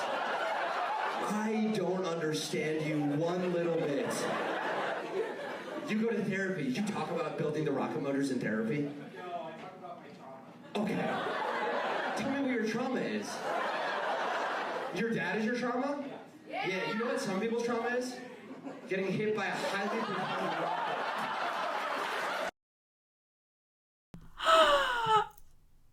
That was amazing. That like is liberalism. Like that's like if you took the current conditions of American liberalism today and put it in one person, it is traumatized, anti-capitalist, leftist who builds rockets for the U.S. military. Also a trans woman who hates her dad. That is wild. Who is this guy? Lucas Zelnick? Somebody in the chat said they saw him live once. Yeah, no, I talk about my trauma. It's crazy. I mean, it's crazy. This whole thing is... There are so many types of people in the world, chat. There are so many types of... And these people will unironically tell you leftists are destroying the world. Okay, the trans woman defense contractor desktop background. Oh my god, Virgo! Is it your... Oh wait, hold on. Is it your thing? Because unironically... Yeah, unironically this... It's unironically Virgo's background. They say the next rocket we have will be built by more trans women. Crazy work. Crazy. Wow, that was beautiful. That was actually beautiful. That restored my faith in humanity a little bit watching that comedian. The money bags really make it. Okay. Fantastic palate cleanser to move us into the next segment. So let's get into the next thing. We're going to be talking about the news, right? So when I say go, everybody link any news articles you want us to talk about for today, current events, what's going on. Get them ready, and go. And let's see. First 5 is what I'm going to take today. First 5, and then we'll vote. First 5. Okay, we got Rice Ball Basket coming in with Colombia. Okay, first time chat dropping in with a link. I like it. It's just starting Chinese Master. Well, it's because it's Wednesday, so we did weapons. It's Weapons Wednesday, so that always starts off. Kiev Post, we want to yap about Russia and Ukraine again. So we have the weapons. The gay bomb was the start of Weapons Wednesday. Go. Okay, I got 3. We got room for 2 more. Anybody else have something they want to talk about? Trump saying horrible things. Tweet. Too old for Twitch. Hi. And we'll look at that while everybody votes, maybe. Or anything. We'll look at that while everybody votes. Does anybody else have any other news, or should I go pull some stuff that interests me? Got some interesting things today. News today. What's happening in the world? We're technically on track for Wednesday. We're not doing bad for Wednesday. We really, really are. Yeah. I need to actually put like a schedule up here maybe of what people can expect. Like 9:30 to 10 a.m. filtering in, right? 10 a.m. to 10:20 general Q&A. 10:20 to 11 any specialty segments we have. And then 11 to 12 is the news or something like that. Yes, you missed Mr. Timon, the Nuki sub badge launch. I did that for y'all. Okay, we got Pete Hegseth talking about Iran. That looks interesting to me. Let me see. Oh, I got some more stuff. We've got... Oh, we got some more. Okay, we got some more. Okay. I do like this headline, though. Pete Hegseth denies Iran war is a quagmire. Very, very funny to me. I'm liking it. I'm like, okay, we got first time chat, Astro Jules. Let's see what you got going on here. Ooh, okay. Interesting. Oops. I did not mean to close this Trump video. And we have the Nordic Monitor. Turkey has quietly been preparing for a war with Israel as a primary. This is mind-blowing. This is a camp crisis. Okay, we've got 5. We got 5, everybody. This is wild. Because I would have put Turkey in the evil empire. But apparently not. All right. Okay, Virgo, you ready for the poll? I'm going to show everybody what we got. Microplastics, that one looks really good. I have 5 already, but save it for tomorrow. Very, very interesting. Okay. We have suicidal model of capitalism leading to war and fascism, climate summit told. Okay, so climate change. We've got Chernobyl. We have Ukraine. We have the National Science Foundation. And we have Turkey versus Israel. Was not on my bingo card. Very, very fascinating. Very fascinating. Turkey has nuance. Confirmed. 2 things can be true at once. Only about Turkey. That's the only... I will only be accepting this from liberals. About Turkey. All right. The poll is up, everybody. You know the rules. Vote or gulag. Do your due diligence. Do your duty to the community. Vote for what we are talking about today. It's your community. It's our community. It's our stream chat. So vote on what we're going to talk about. In the meantime, we will watch this video that was submitted by Too Old for Twitch. Donald Trump trigger warning. The ceremony or Hold on. anything, my mother would be glued to the television and she'd say, "Look, Donald, look how beautiful that is." Oh, yes. Really I did love the Lady family, Izdihar. but She's I great. also remember her saying very clearly, "Charles, look, young Charles, he's so cute." My mother. My mother had a crush on Charles. Can you believe it? Involved in a ceremony or... Trump continued, "Such a shame Princess Diana couldn't be here. She died in a car crash. Some say she was murdered by Philip?" No, this is a joke. This is a joke, but that's funny. I honestly had to check that he didn't. It does sound like something he could say. I'm like, yeah, I can see this happening. Oh, no. This is slightly too funny. It's so funny.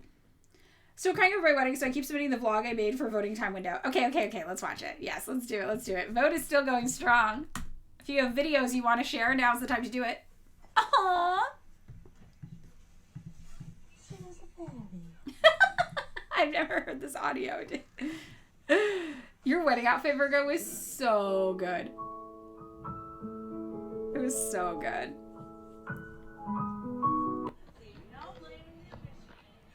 Aww. And help me celebrate the newly married couple, Zachary and Virgo. Cute. Wholesome. Oh. That's my uncle! That's my uncle goes hard. That's my uncle. Love it. Yeah, let's go.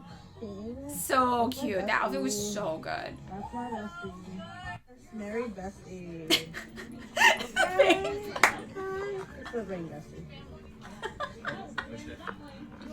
I love the video. Alright, let's go. Nice, I like that. I'm a bestie. You should be. Super Bowl? It's not the Super Bowl. Yes, please.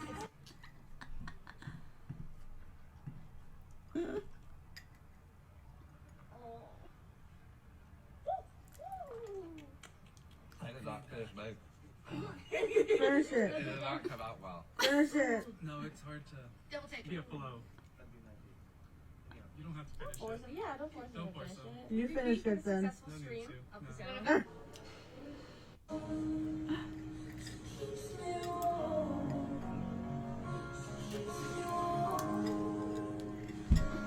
Let's go, Conti! Yes, diva! A married motherfucker! Period.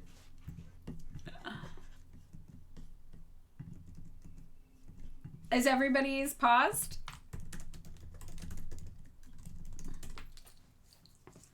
Is it working for everyone? Is Spectrum trying to ruin my life? Is Spectrum's trying to destroy me? Hello, hello? Do I have internet?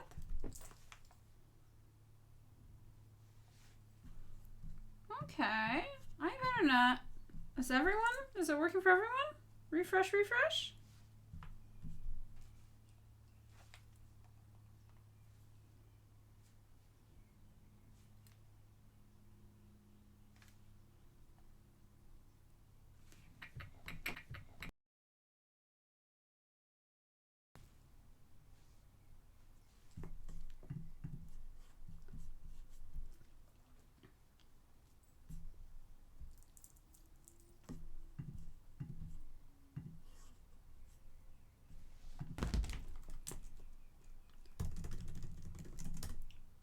Is it better? Are you guys back? Are we back? We're back. We're back. We're back. We're back. Okay. Okay. Okay. Okay. Okay. I don't know what happened. Sorry. You guys know I have the monopoly internet, and so it gives, like, my whole neighborhood can only be Spectrum internet, and it's garbage. So that just happens sometimes. My internet is just really, really bad, and literally there's no other internet provider in my area. So I'm so sorry. Yay. Okay. Okay. Okay. Okay. What won the poll is Turkey versus Israel. So I can see what won the poll. Turkey versus Israel. All right. Hi, welcome everybody. I'm so sorry. We don't talk about autism like that. What did I miss? Okay, we're back. Hi. So, yeah, we've got the poll winner for today is, I'm glad this won actually, because I'm very, very interested in this. Let my gay commie landlord stream. Yeah, exactly. But capitalism breeds innovation. Meanwhile, like the most shit-ass internet on the planet. And I just want to say also, like, American internet is way slower than other countries. So if you live in another country, you might not know this. But let me see if I can look up this really fast.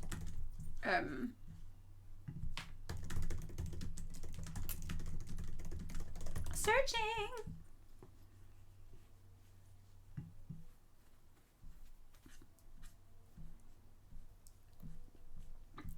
So, like, compared to other countries, like Singapore, Chile, Hong Kong, Iceland, and the UAE all have faster internet than us.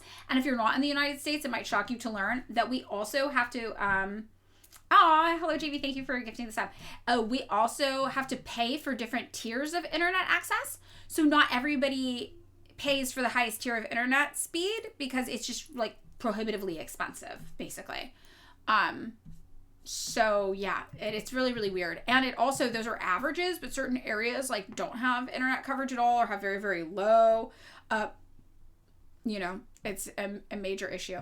So lots of people from other countries like kind of deal with this and they realize just why are network speeds so slow in the United States. 43% of Americans are dissatisfied with internet. Hi, first time chat. So yeah, we have capitalism gives us extra garbage internet.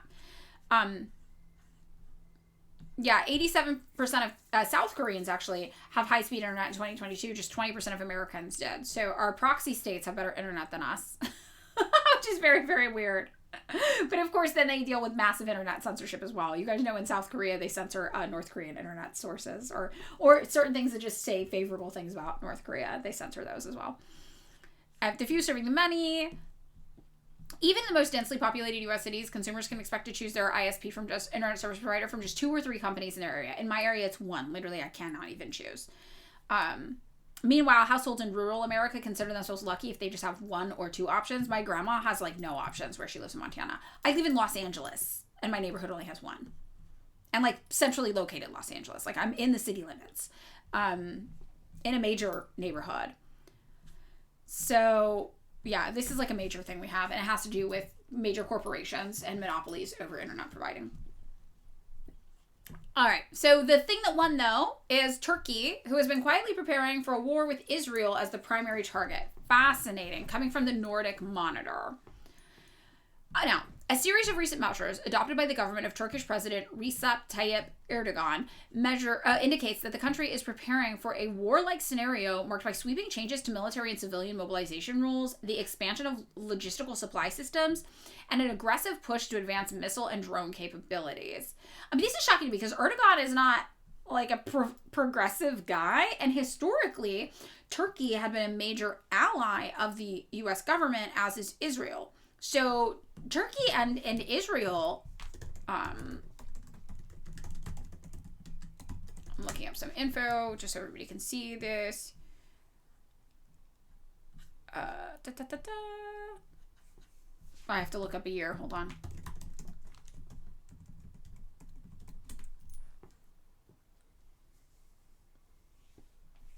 Oh my god, I have to go way back. I have to go before 2020 because they were having issues starting in 2020. Okay, here we go.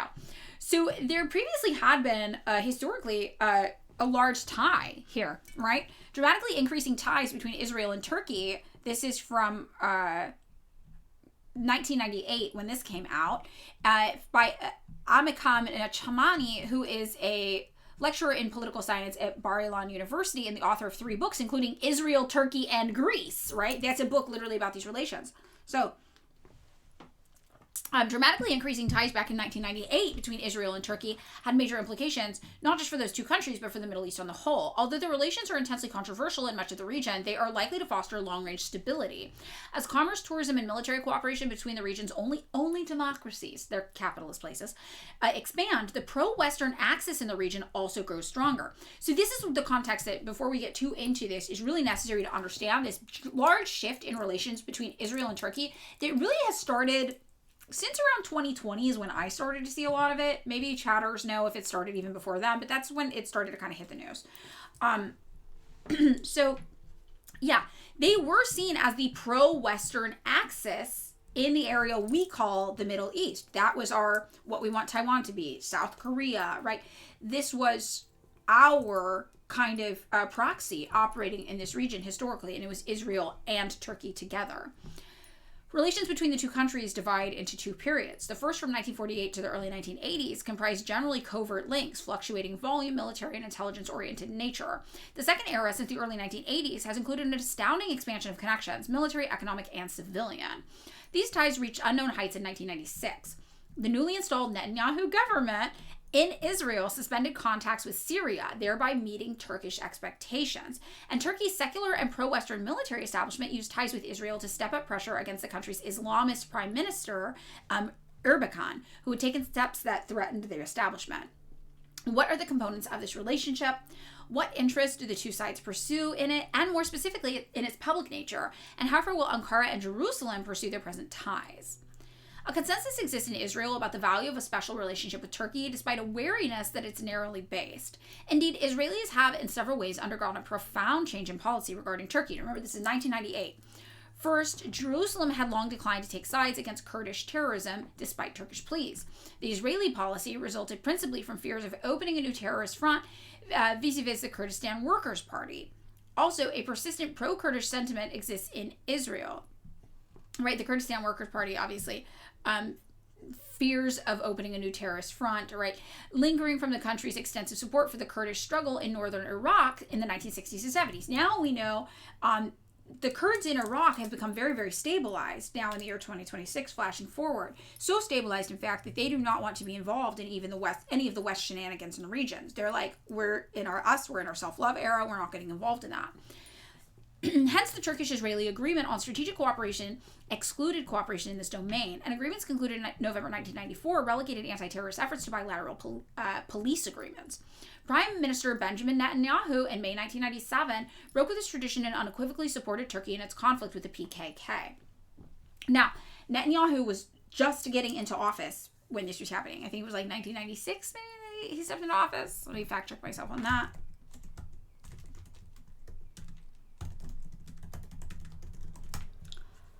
1996 general election. So this was brand new. So this article is coming out in 1998. They're talking about things happening in 1997. Netanyahu was brand new. So Netanyahu decided to support Turkey in its conflict with the PKK, the Kurdistan Workers' Party. So the Kurdistan Workers' Party, we'll just do a little brief overview from Council on Foreign Relations, just to get, this was updated in 2026. So in May of last year, the Kurdistan Workers' Party announced its intention to disarm and dissolve. They had been involved in a in a 40-year fight with the Turkish state, right? There was a unilateral ceasefire that happened against the PKK's imprisoned leader, called on militants to lay down arms, et cetera, et cetera. So basically the background for that conflict is that 30 million Kurds live in the Middle East. Obviously we know that they are the largest kind of group without their own state as we think of it in nationalist terms. They live, there's Kurds in Iran. Obviously the United States and Israel was trying to get the Kurds in Iran on their side to help fight against the Iranian government. They exist in Iraq. They knew that they would have to get the Kurds in Iraq on their side as well, because Iraq would have to be the kind of thoroughfare to get weapons and access to supplies to the Kurds in Iran. The Kurds in Iraq were like, no thank you. And also they exist in Syria and Turkey. So in Turkey, Kurds comprise nearly 1/5 of the population. And the Kurdistan Workers' Party, established by Abdullah Öcalan, has waged an insurgency from southeastern Turkey since 1984. They initially wanted to establish an independent Kurdish state, but then shifted aims in 2005 to just have greater cultural and political rights within Turkey. The Turkish state has historically restricted Kurdish language use and cultural expression, pursuing policies aimed at assimilating Kurds into a singular Turkish identity, so cultural genocide. The Turkish government views the PKK as a terrorist organization and the country's top security threat. The broader Turkish and Kurdish conflict has resulted in nearly 40,000 deaths. Beyond Turkey's own territory, the Turkish military has targeted PKK bases in Iraq, where the United States helped Iraqi Kurds establish a semi-autonomous federal region in 1992. The Turkish military and Turkish-backed militias have operated in northeastern Syria against Syrian Kurdish groups, such as the People's Protection Units, initially created with PKK support. The YPG is a component part of the Syrian Democratic Forces, the SDF, which is an alliance of Arab and Kurdish fighters created in 2015 to counter the self-proclaimed Islamic State. Due to YPJ's ties to the PKK, Turkey views both the YPG and the SDF, YPG, not J, as terrorist organizations as well.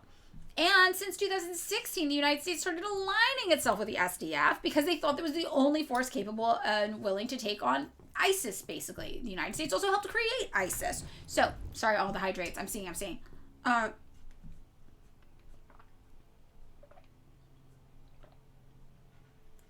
So my guess now is that with the Kurdistan Workers' Party no longer really being a threat to Turkey, their alliance with Israel does a little less for them, right? Historically, Israel had helped them in the fight against the Kurdistan Workers' Party. And now, the Kurdistan Workers' Party said that they were going to disband last year, right? So they don't really need that so much anymore.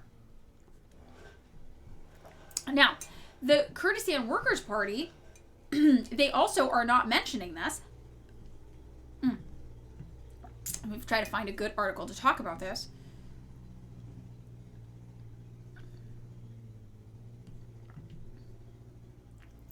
I think this is it, maybe. Oh, no, this is a little paywall. Hold on.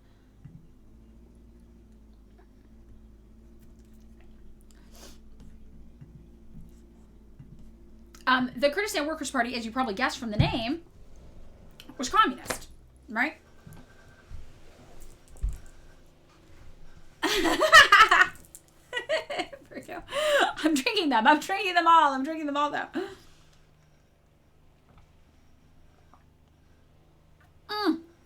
London's Best Gay, that's an amazing shirt. Yo, it costs like 1,500 hydrates a week. So, the backstory of what's going on here, basically, is that in the 1970s, the Kurdistan Workers' Party was in 1978, I think. They came out as a Marxist-Leninist revolutionary party in this region. And we have an article here. One of the founders in 1981 said the movement known as the PKK, a movement which emerged after 1972. So I think 1978 is when they really hit hard. It's not an organization. It's an ideological and political movement. The movement has the intention to unite the divided revolutionary left in Turkey. Another prominent member of the PKK said, "We believe in the necessity of uniting all forces that are on the side of independence and democracy." And you guys know Turkey, obviously. Real fucked. Chinese Mustard sent this link as well. So, we're going backwards in time. Somaliland has to do with it as well, obviously. Yeah.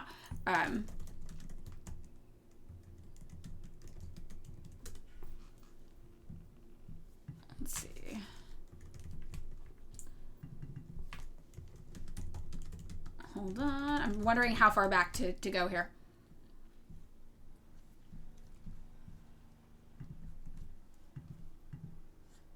Hold, please. I'm organizing all of these in order. So that, and then that, and then that, and then that. Okay, and then I'm adding, and this, April 26th, this is new. Fresh, freshy. All right, I've got them all kind of aligned in order now. All right, so just to make this super, super clear, we've got the communists coming together in the 1970s to fight against Turkey, all right? So we've got a fully independent Turkey is what they want, right? And this was a voice evaluating Turkey's status of a semi-colony of Western capitalist imperialism. So when I filled in my map the other day of the evil empire, I included Turkey as the axis of evil, part of it. One of our basically neo-colonies operating in the region to help explore and expand Western capitalist interests in the area we call the Middle East, so West Asia. Right? So Turkey was operating the same way South Korea is operating, the same way Israel's operating, the same way Azerbaijan currently is operating, the way Somaliland is going to be operating. And we're going to see, we've got a Somaliland document, we're going to go here too. So they were evaluating Turkey to be a neo-colony, a neo-colonial outpost of Western capitalist imperialism in the region in the 1970s and 80s. This person also said they turned a blind eye to Turkey's own role as itself a colonizing country vis-a-vis Kurdistan. So this contradiction had produced divergent left-wing nationalisms, one Turkish and the other Kurdish, instead of a revolutionary left in Turkey, according to this person. The challenge the PKK created for itself was to develop a program in which revolutionary politics in Turkey/Kurdistan could be reestablished beyond nationalist lines, while recognizing the national question in Turkey and Kurdistan. So it's a very left-wing perspective on this. It's a very Marxist-Leninist perspective. And I think a lot can be learned about Yugoslavia. I forgot to text David yesterday to finish the Yugoslavia recording. I knew I forgot something. Which you will get the third part on as the research is done. You're going to get it soon. This weekend, even. I'm texting David now. We're going to record it this Sunday. I'm saying, okay, Yugoslavia part 3 on Sunday. Yes?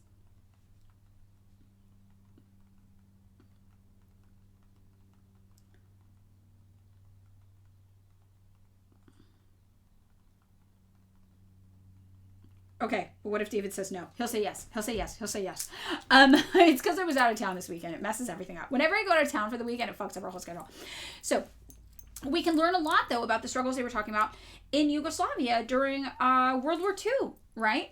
During World War II, we had all these similar kind of nationalist ideas emerging in Yugoslavia, and the communists came together and were like, we need to stop talking about nationalism or we will not win our fight, right? And this is and this is exactly kind of the issue they were having in Turkey and Kurdistan. They have these working class movements, these Marxist-Leninist movements, but the idea of if the land is rightfully Kurdistan or Turkey creates these nationalist distinctions between them. So this person says that, you know, there's a contentious relationship between the PKK, the communists, the Marxist-Leninists of Turkey, and the left. And the critique of the PKK on the left in Turkey is the perception of them as a Kurdish nationalist group, right, that's led by the Turkish nationalist left. So this person says that the PKK was an emerging and kind of emerging revolutionary group in Turkey, organizing the liberation struggle in Kurdistan, sought for a unification of the left. According to the PKK, such a unification of the left could only take place in the context of an ideological transformation, the recognition of being engaged in a common struggle, but from different subject positions. This is the Marxist-Leninist approach. A new left was needed, one that would free itself of the blind spot of what the PKK called social chauvinism, an attitude in which there was only Turkey and no Kurdistan. So very, very fascinating. This is a really interesting read. Backgrounds on the PKK and the left in Turkey. They're one of the most important secular insurgent political movements in Kurdistan and the Middle East. Unlike most Kurdish political parties, which have adopted a rather conservative outlook and been organized around tribal leaders and structures, the PKK originated from the left in Turkey and drew its leaders, members, and militants from the disenfranchised and marginalized. So like lumpen proletariat going on there vibes. So the PKK was commonly known as a guerrilla and armed organization. but it's not like a military. It's not like a militia. It's a Marxist-Leninist org trying to create a common united worker front, right? Social chauvinism. Chauvinism is a term you'll see a lot in Marxist-Leninist political conversations, and there's a text we can read on it, which we won't have time to read right now. But I'm just going to show you this text so you can see it. It's Lenin. It's on the struggle against social chauvinism. This could be a good contribution maybe to talk about in tomorrow for Theory Thursday if we wanted a follow-up to this, and I'll add it to our Theory Thursday list. But yeah, this is a good text in general. If you look up Lenin, social chauvinism, we could maybe do this tomorrow, but you'll find it. You'll find the whole definition of social chauvinism as he explained it, right? So, social chauvinism is just this idea that not necessarily that you're opportunistic as a part of it, but that you're thinking that there are certain groups of people or certain conditions of certain people, certain subjectivity of people that is like almost more important or like higher kind of,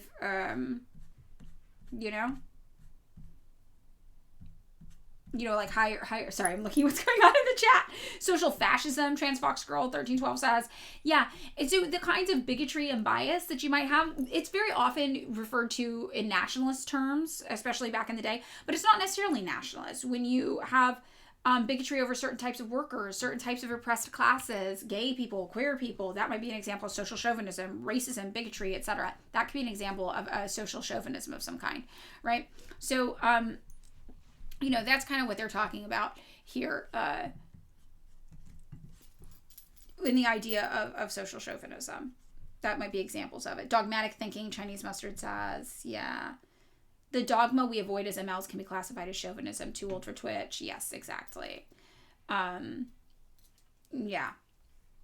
It's very, dogmatic thinking, yeah. And that applies to a lot of the ways we do talk about nationalism in particular, which is how it's most relevant to the conversation going on with Turkey and the PKK, what's going on there. So when you're talking about social chauvinism in this context, where did we find the social chauvinism? Really? Chauvinism? You're in here? Oh yeah, here we go.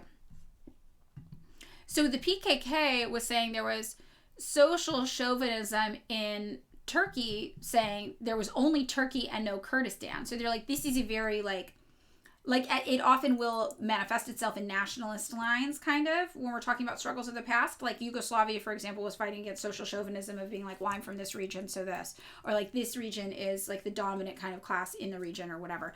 So that's what they're really pushing back against. I would say in the United States, you're probably not going to be able to think of it this way. Like if you're in the United States, if you're in the West today, I know a lot of you guys aren't in the United States, but for me, social chauvinism in the United States would manifest with our revolutionary left-wing parties, when they, for example, are weird about gay people, weird about trans people, weird about queer people. I know you guys deal with that a lot in Europe as well. That might be how your form of chauvinism kind of manifests where you are. You might also break down along racial or ethnic ties where you are. The dogma of society as it existed in that moment. Yes. You speak directly to Western chauvinism when you call out whiteness in the West. Too old for Twitch. Exactly. So you're going to hear basically this term get used a lot. It's going to be used differently based on where you are and what the unique experiences, what the unique conditions are where you are, basically. So here in the US, the way we talk about it is usually for gay rights. Like that's usually how our Marxist-Leninist parties talk about it. But just translating it to issues about gay rights or queer rights, that doesn't really make sense in the context of what we're talking about with Turkey, because that wasn't their social chauvinism. Their chauvinist, Turf Island. Social chauvinism is Turf Island. Their form of social chauvinism was more along nationalistic lines, that there's only Turkey, no Kurdistan. So in this article, we will discuss the PKK's relationship with the Turkish left. They're going to go on to say, and this looks like a pretty solid backstory on this, but what's going to be relevant for us to know is that there was a group of Marxist-Leninist revolutionaries in Turkey who wanted to build a united front. Turkey had been very, very heavily divided, even on the left, amongst nationalist lines. There were the Kurdish left, there was the Turkish left, and the Kurdistan Workers' Party was like we want to kind of resolve this and find a way to move forward as a united Marxist-Leninist front. They did not think of themselves as necessarily a militia. They thought of themselves as a political party led by their ideology. However, as you can imagine, a couple of things happened. The West really did not like them because they were Marxist-Leninists, and then they started aggressively supporting Turkey and trying to squash this Marxist-Leninist movement. And could it be leftists that are against the land back in the United States? Chinese mustard? Kind of. The land back argument can be applied through a Marxist-Leninist lens a variety of ways. My org, the way we talk about the land back movement is, first of all, it's not just one movement, right? And to assume that it is in itself a form of social chauvinism, because there are many, many different tribes who have different ideas about what land back looks like to them. We try to interpret it through the lens of the right to self-determination for oppressed people. In the United States, there's been perhaps nobody as oppressed as the indigenous populations here, but those are all different oppressed nations with their own conditions depending on where they are. So there is, though, kind of the Marxist-Leninist argument that's like, well, but all of them are working class people and we need to move forward because we've been here and we're here now for so long. Like, how do we reconcile this from a Marxist-Leninist perspective? Some people, though, could approach that with social chauvinism, yeah. So it's not necessarily just being social chauvinist to not want to support a land back movement, specifically because a land back movement is so multifaceted and complex. Some people will just be like, that's not actually a tangible thing. Like, we need to look at the individual actual conditions by treating every single indigenous group as its own nation with its own idea of land back, with its own demands for what it means to have agency and self-determination. So maybe not the best example of it, because there are different ways you can assess that through a Marxist-Leninist lens. But yeah, I don't know. Something like that. Tribes or nations, yeah. So, like, I think as a Marxist-Leninist, the way we think about land back is more that like every single individual tribe or nation is in itself an oppressed nation with its own considerations. And they want different things as a result of that. And you'll see that with land back when you talk to different indigenous groups about what land back means to them. They interpret totally differently. Here in LA, what land back means is if you're going to sell your house and a tribe wants to buy it, just let the tribe buy it first. Give them first dibs. And like with fair and competitive pricing. Like, literally, that's the extent of what a lot of the tribes in the LA area are asking for in land back. It's very, very, very chill. So it depends. Is social chauvinism when leftists criticize AES for doing socialism wrong? I wouldn't necessarily say it could be, though. It could be the result of that. It could be the result of inherent prejudices you have that are racial, that are ethnic. Land back is a monolith. All struggles for it or not. Exactly. Yes. That's actually a great way to word that. Tools for Twitch. Yes. The concept of land back being not a blanket policy in this example. Yes. Oh, okay. Yes. Maybe thinking of land back as a blanket policy is kind of a form of social chauvinism. Yes. No, that actually makes sense. Yeah. Sorry, I've totally interpreted that not that way. But yes, I was thinking of it as leftists not immediately going and backing land back movements. Is that because of social chauvinism? But the way you worded it is good. But so social chauvinism might be something good for us to just do the reading on. An ideological opposition would be chauvinism. Depending.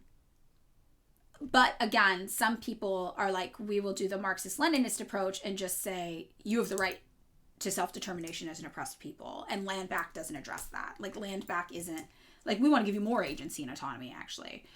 So that is how some people react to that. So hi, Kelty Moose. Yeah, I'm like trying to but the text on that, it is over here. Hold on, let me pull it up. So just to give you the really short kind of quote, let me try to find like a good quote. What is the gist of the disagreement? Here we go. About a war.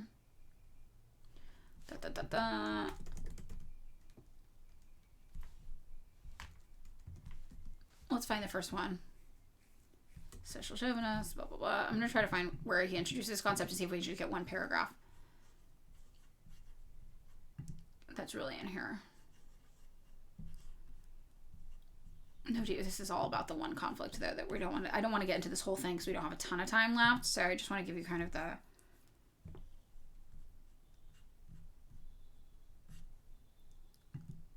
it's not going to be an easy quote in here. Okay, here. This is a good one, kind of just like a brief quote without us reading the whole text. As a matter of fact, social chauvinists wish nothing else but a repetition of old decisions, if only nothing changes in practice. This is, in fact, a tacit and hypocritically disguised amnesty for social chauvinist adherents of present practices, as we would think of it today. We know there are many who would follow this path and confine themselves to several left phrases. However, the road is not for us. We followed a different road and will go on following it. We want to help the working class movement in the actual construction of the working class party in the spirit of irreconcilability towards opportunism. So I think that this is kind of a good way for us to think about it more generally. They're talking about a very specific struggle against chauvinism, but the idea of social chauvinism here would be a repetition of old decisions, right? Because of this kind of precedent you have in your mind of how you're doing things. And the way that's going to manifest is going to be different where you are based on what's happening where you are, right? What kinds of things are the status quo, the default mode? That's why I say here in the United States, most leftists, when we talk about it from Marxist-Leninist standpoint, we talk a lot about it in terms of queerness and transness, because like the ACP, for example, is an example of a party that dabbles in social chauvinism with its approach to gay rights, queer rights, right? So this might be different where you are. So when Lenin's talking about it, he's talking about this very specific thing that's going on for them that's not super relevant to what we're talking about today. But it is just this idea of getting stuck in this idea, the simple repetition of old decisions, even if nothing changes in practice, right? Social chauvinist adherents, people who are kind of stuck in this old way of thinking that might come with hierarchies, that might come with a prejudice or a bias in some way that is actually harmful to your movement. So for the document we were just looking at here, the way for them what it was is thinking about Turkey as though it's only Turkey and there is no Kurdistan. So when they come forward and they say we're the Kurdistan Workers' Party, and they're encountering these other leftists who are like, there is no Kurdistan though, we're Turkey. So like it is Turkey. So are you a part of the Turkish, left or not? They're like, you're doing social chauvinism because you're so stuck in this old way of doing things that there's no space for us to actually solve these problems and move together. So that's kind of the context for the social chauvinism that's going on here, and why what they're talking about here in this article is the Kurdistan Workers' Party trying to build a new left in Turkey that unites, because they had these ethnic conflicts between Turkey and between people who are like, this is Kurdistan and the Kurds, right? So basically the KPP was saying, if we're not able to unite and undo this old social chauvinist way of thinking that there's only Turkey and that's why we can't work with the Kurdistan or the Kurdish liberation groups, we're never going to be able to move forward together. I'm inclined to agree with them. Lord Oxium, I'm thinking about a Black Agenda radio recent release where the COP30 wasn't willing to change their language and center African descendants or even just African people in the conversation about climate change. Doing that just repeats the abuses against Global South. Exactly. Yes. Exactly. Lenin had a cat. So that's kind of the context that's important to understand this. Now, from the West's perspective, think about this. What does the West hate? A unified left. The West hates a unified left. So the idea that you had a group of Marxist-Leninists, Kurds, come forward in Turkey and try to create a unified left, that was major. And I think this is like a really, really interesting piece that, from what I've seen so far, internal division of violence, talking about what's going on, and the conflict in Turkey with the Kurds. We don't need to get into all of this to really understand the current context, but what you need to know is that the Marxist-Leninists in Turkey were trying to present a unified front to move forward, and the West hated that. So a lot of what we see by the 90s, 1 to 2 decades after the KPP gets founded and starts pushing for this new united front, and they had some issues with other left-wing groups in Turkey that were stuck in those kind of social chauvinist ways or whatever, and weren't very accepting of them because they were identifying as Kurds, right? Wanting a Kurdistan, saying there is a Kurdistan movement though too. And that created some conflict. Regardless of that, this group that was founded to have political and ideological power, they did end up operating in many ways like a militia, and they ended up in armed conflict against the Turkish capitalist state. Now, Turkey had been established by that point as an outpost for Western capitalism. They were like an Israel. They were there to advance this Western kind of capitalist imperialist way of doing business and way of spreading ideology. So when Turkey was being threatened by this Marxist-Leninist uprising, right, this became an issue for all of the West and the Western proxy states around the globe. And that's really the context you need to understand this. So when we get over to this article from 1998 and we flash forward what's happening 2 decades later, Israel starts to get freaked out by the Kurdistan Workers' Party as well. These Marxist-Leninists fighting this. So this becomes an issue for Israel too. And Israel is like, we will also benefit from the suppression of this group, right? And that's when they started to get involved backing Turkey and squashing this. So you have now these 2 American proxy states in the area we call the Middle East. Oh, balloons. Who are working together to defeat the communists, which is the greater enemy to them at the time. And they're saying, though, there is a persistent pro-Kurdish sentiment existing in Israel, which lingers from the country's extensive support for the Kurdish struggle in northern Iraq. So this is why the Kurds are so complicated, right? Because if you think about it, the United States and Israel work together to prop up the Kurds in northern Iraq, because that would take away power from our political enemies in Iraq. So people in Israel are like, yeah, we love the Kurds, right? We want the Kurdish independence movement. Well, then you get Kurds in Turkey who are like, yes, and we want it to be communist. And then they're like, oh, fuck, that's going to be really, really bad for us. And that's just why the Kurds have always been kind of this force that the West has tried to harness and control for our benefit, but it gets complicated at times. So there was a Turkish-Israeli agreement on strategic cooperation that came out of this. But Israel was always kind of like, we don't really know how public sentiment is about this, because they just spent all this time building up the idea that the Kurds can do no wrong in northern Iraq, right, to give them their sovereignty, because it was of political utility to the United States and to Turkey. So then they turn around and were like, oh, okay, so the Kurds can do no wrong, so they want their independence from Turkey, right? So that's good. So we should support their independence from Turkey, the people in Israel, and the Israeli government's like, well, not that one, though, because they want a Marxist-Leninist independence. They want a form of independence that's threatening to Israel and to Turkey. So this is just this complicated kind of mess we end up in, right? So, this is where Netanyahu comes in. Newly appointed Netanyahu, May 1997, he starts unequivocally supporting Turkey in their conflict with the Kurdish leftists, the Kurdish communists. He not only condemns Kurdish terrorism, as he calls it, but rules out the establishment of an independent Turkish state. Now, remember, the KPP, or the PKK, sorry, had wanted an independent kind of Turkish state. They wanted that. And that goes in line with Lenin's right to self-determination for oppressed people, right? That's what they wanted. And that is the same justification that had been used to support the Kurds in northern Iraq. But now all of a sudden that justification is getting turned on its head and being used by Marxist-Leninists. And that's why Netanyahu is like, fuck no. No, never mind. We no longer, we Israel, support an independent Kurdish state. Why? Because now communists want to do it.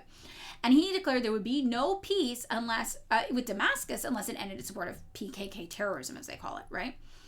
So, Israelis increasingly accepted the Turkish view on the question of the Armenian Holocaust during World War I.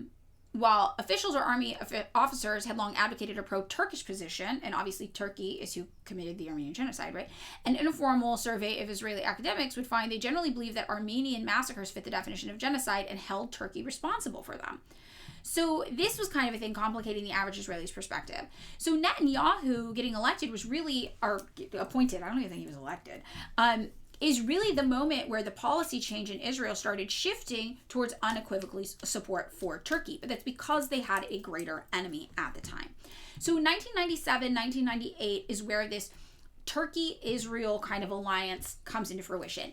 But what's important to remember is that the propaganda gods had done a number on people in Israel about whether or not they were supposed to support Turkey or they were supposed to support the Kurds. There's conflicting things, right? People did think like, well, Turkey did Armenian genocide and we don't like that. But then they also thought, well, Kurdish independent state, good, because that's what we wanted back in Iraq, right? And now it's flipping. And now it's like, well, no, now you got to support Turkey and you got to hate the Kurds. Sorry. Reverse it. Haha. And the Israeli people are like, oh, okay, not going along with it so well. So when Netanyahu did this, there was some support for it, but some not. And the Israeli people didn't really know if they should support this or not. They got confused because the propaganda worked too well before, and now they got to switch the propaganda. So that's kind of the background for this. But what did emerge from this was decades, I would say, of a strong Turkish and Israeli alliance, even though it was marked by, some hiccups here or there. So this flash forwards us to April 26th, blah, blah, blah, blah, blah. Yes, okay, April. So this flash forwards us to February 2026, talking about this. In May of last year, the PKK says they're going to disarm and dissolve. They don't have this enemy anymore. Israel and Turkey aren't so worried about this common enemy, the communists. They're fighting for independence, right? So how is that going to affect Turkey and Israel's military alliance? Well, Turkey had been relying on Israel for this fight. Israel had been one of their biggest supporters in this fight. Both of these, again, American proxy states, right? So now they don't have this common enemy. Now the cracks are starting to show between the little complications between Turkey and Israel that had always kind of been under the surface, but had been largely squashed, especially under Netanyahu, while they were trying to support the destruction of this common enemy, like communists, right? So this is affecting what's going on with the conflict, and I guess it really is starting to come to into fruition. So we're going to read a little bit of this. We're going to go a little bit late today just because I think this is really interesting and I want to learn about it. So I would cut into my own lunch hour to read this on my own. So we might as well do it together anyhow. So the CFR, which is, what is it? The Center for Foreign Relations or whatever, it's a pretty standard right-wing international thing, but they do pretty good write-ups on historical background and context for things that I think are interesting. Council for Foreign Relations, that's what it is. Council for Foreign Relations. So I think this is a good resource as long as you are getting capitalist propaganda slop, but the historical facts are usually laid out pretty nicely. Approximately 30 million Kurds live in the area we call the Middle East, right? Primarily in Iran, Iraq, Syria, and Turkey. In Turkey, the Kurds comprise nearly 1/5 of the population. The Kurdistan Workers' Party, those communists, waged an insurgency in southeastern Turkey. They were trying to build a united left front. Though the PKK initially sought to establish an independent Kurdish state, it shifted its aims in 2005 to just pursue greater cultural and political rights within Turkey. The Turkish state historically restricted Kurdish language use, etc. We understand this a little bit better now, right? The broader Turkish-Kurdish conflict resulted in nearly 40,000 deaths.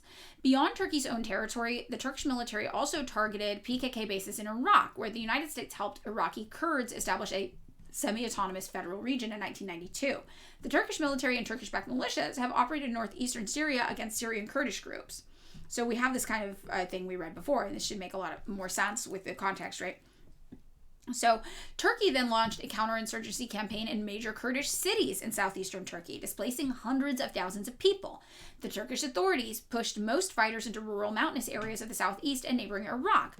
There, PKK militants and the Turkish military set up new bases. In the last decade, 7,000 people have been killed in this fighting. Tensions have risen between Turkish authorities and Kurdish groups since the cessation of formal peace talks in 2015. After a military coup attempt in July 2016, Turkish President Erdogan cracked down on suspected conspirators, arresting an estimated 50,000 people, including 10,000 soldiers and hundreds of generals. As the Turkish army reduced its operations to restructure its military command, the PKK seized on the military's weakness and maintained its deadly low-intensity attacks on security forces. So then Erdogan cracked down on the People's Democratic Party, which was the first pro-Kurdish party to enter parliament, and his broader suppression of dissent over this whole, Kurd thing. Although the PKK and other Kurdish groups were not directly involved in the coup attempt, Erdogan used it as the pretext to start arresting people in a different pro-Kurdish party on terrorism-related charges. And then said that maybe the PKK had ties with this either terrorist organization who he accused of orchestrating the coup. So Turkey was just like, yeah, we're cracking down on Kurds harder, basically. This is important context. Except this isn't as relevant to what's going on. Okay. In 2019, Turkey and Turkish-backed militias, including the Syrian National Army, launched Operation Peace Spring to seize territory from the SDF, which I know we've talked about before on here, to create a safe zone, which resulted in the displacement of tens of thousands of Kurds. Facing the challenge of hosting millions of Syrian refugees, Erdogan claimed northern Syria would be used to facilitate their repatriation. Turkey was then threatened by the Kurds' presence on a border, increasingly close relationship with the United States. Now, remember, the United States has started for a long time, been trying to use the Kurds when politically advantageous. We did that in Iraq, obviously. It wasn't just in Iraq. So the Kurds, some of them like us, some of them hate us, because we have this weird relationship of just using them like pawns politically. Okay, well, what does that mean for U.S. and Turkey relations then? If Erdogan is now just like all Kurd bad, I'm mad at this one group, so all Kurd bad, and Turkey is supposed to be working with the United States, and the United States is like, well, hold on a minute, sometimes Kurd useful, ha ha ha, what does that mean, right, for Turkey-U.S. relations? They're still operating as a proxy power of Western capitalism in the region, but this is a crack starting to show on the surface, right? So this is something that happens. Now, the SDF reaches a Russia-brokered agreement with Bashar al-Assad to allow Syrian government forces to deploy a key border area as a buffer against further Turkish advances. And this status quo continued until the fall of the Assad regime in late 2024. During the offensive to overthrow Assad, HTS launched an assault in northwestern Syria. The SNA began Operation Dawn of Freedom in northern Aleppo. The Operation Dawn of Freedom, or whatever it was called, also targeted the SDF. And the aim of this was expanding Turkish-controlled territory and disrupting Kurdish supply routes, right? So, this is what's going on in this region, right? This is what's going on. Why isn't Fork yelling? I think she's asleep. So, in October of 2024, the Turkish ultra-nationalist leader of the MHP, a different group, not a Marxist group, right, proposed that they should basically just call on the PKK to disband the Marxist-Leninist group that kind of, it seems like, lost their Marxist-Leninist heavy start, in exchange for potential leniency or release. I would love to know somebody in the region, a Turkish Marxist-Leninist, I would love to get a current assessment of the KPP from their example, or PKK, I keep saying that, PKK from their example, or experience, because it seems to me like they started more explicitly Marxist-Leninist, and then that kind of shifted as time went on, but I would actually love to know from a Turkish comrade, or somebody who's familiar more in the area with the PKK, and their thoughts on it. So I'm just going to put that out there. I cannot personally verify that they stopped being as Marxist-Leninist, but that is always the vibe I got. I would love Hugo's take on this. It's probably a good person to go look for. Maybe I'll go search some stuff at. Very, complicated. So PKK militants attacked a Turkish aerospace industries facility, and fighting was still continuing. Erdogan then intensified his campaign to remove any pro-Kurdish officials and mayors. He really cracked down on anybody who seemed pro-Kurdish. The mayors, many of whom belonged to a different group called the DEM, the People's Equality and Democracy Party, were charged with terrorism offenses and accused of having ties to the PKK that they probably did not have. These were probably just like liberal pro-Kurd groups, not, more left-wing ones. Erdogan, though, by February of 2025, had fired 10 mayors because of this. So a pro-Kurdish delegation said that they were willing to work on a settlement for a 40-year Turkey-PKK conflict, draft, of a settlement coming to an end over this conflict, 40 years of fighting. And this is really all of the context for this. So, this is this CFR, Council for Foreign Relations, article about this. Now, we know, right, the PKK disbanding. What does that mean now for Turkey and Israel relations? And what does it mean for Turkey-U.S. relations? Erdogan, very obviously, very anti-Kurd. Israel, complicated history of both, like the United States, of supporting the Kurds and not supporting the Kurds. The United States was just recently trying to use the Kurds in our war against Iran. The Kurds in northern Iraq were like, fuck you, we're good. So the United States has complicated feelings, as Israel does, about the Kurds. Turkey, even though the PKK... did I do it right? Even though the Kurdish Liberation Group, we're going to call it, of Marxist origin, even though they have disbanded, there's still Erdogan dealing with all this pro-Kurd sentiment, even amongst liberals, that he's trying to squash out because of the coup attempt. Here's the mess we're in, and now that brings us to this article today. Turkey has been quietly preparing for a war with Israel as the primary target. A lot to get us here. So, and a series of recent measures adopted by the government of Turkish President Erdogan indicates that the country is preparing for a warlike scenario marked by sweeping changes to military and civilian mobilization rules. Although Ankara has not explicitly identified a specific adversary, growing evidence suggests that the Erdogan government may be steering Turkey towards a potential military confrontation with Israel, possibly in a Syrian theater. This concern is reinforced by increasingly belligerent rhetoric from senior officials and a notable shift in Turkey's strategic doctrine, in which the Jewish state is now framed as a fundamental national security threat. Erdogan has previously attempted to push Turkey towards such a confrontation. In 2010, following the deadly Mavi Marmara incident in the Eastern Mediterranean, he sought a military response against Israel, but was ultimately blocked by resistance from senior officials. That institutional constraint, however, has since been dismantled. Over the past decade, Erdogan has systematically consolidated power and reshaped the state apparatus. Chinese mustard, that's useful. This is region in Syria.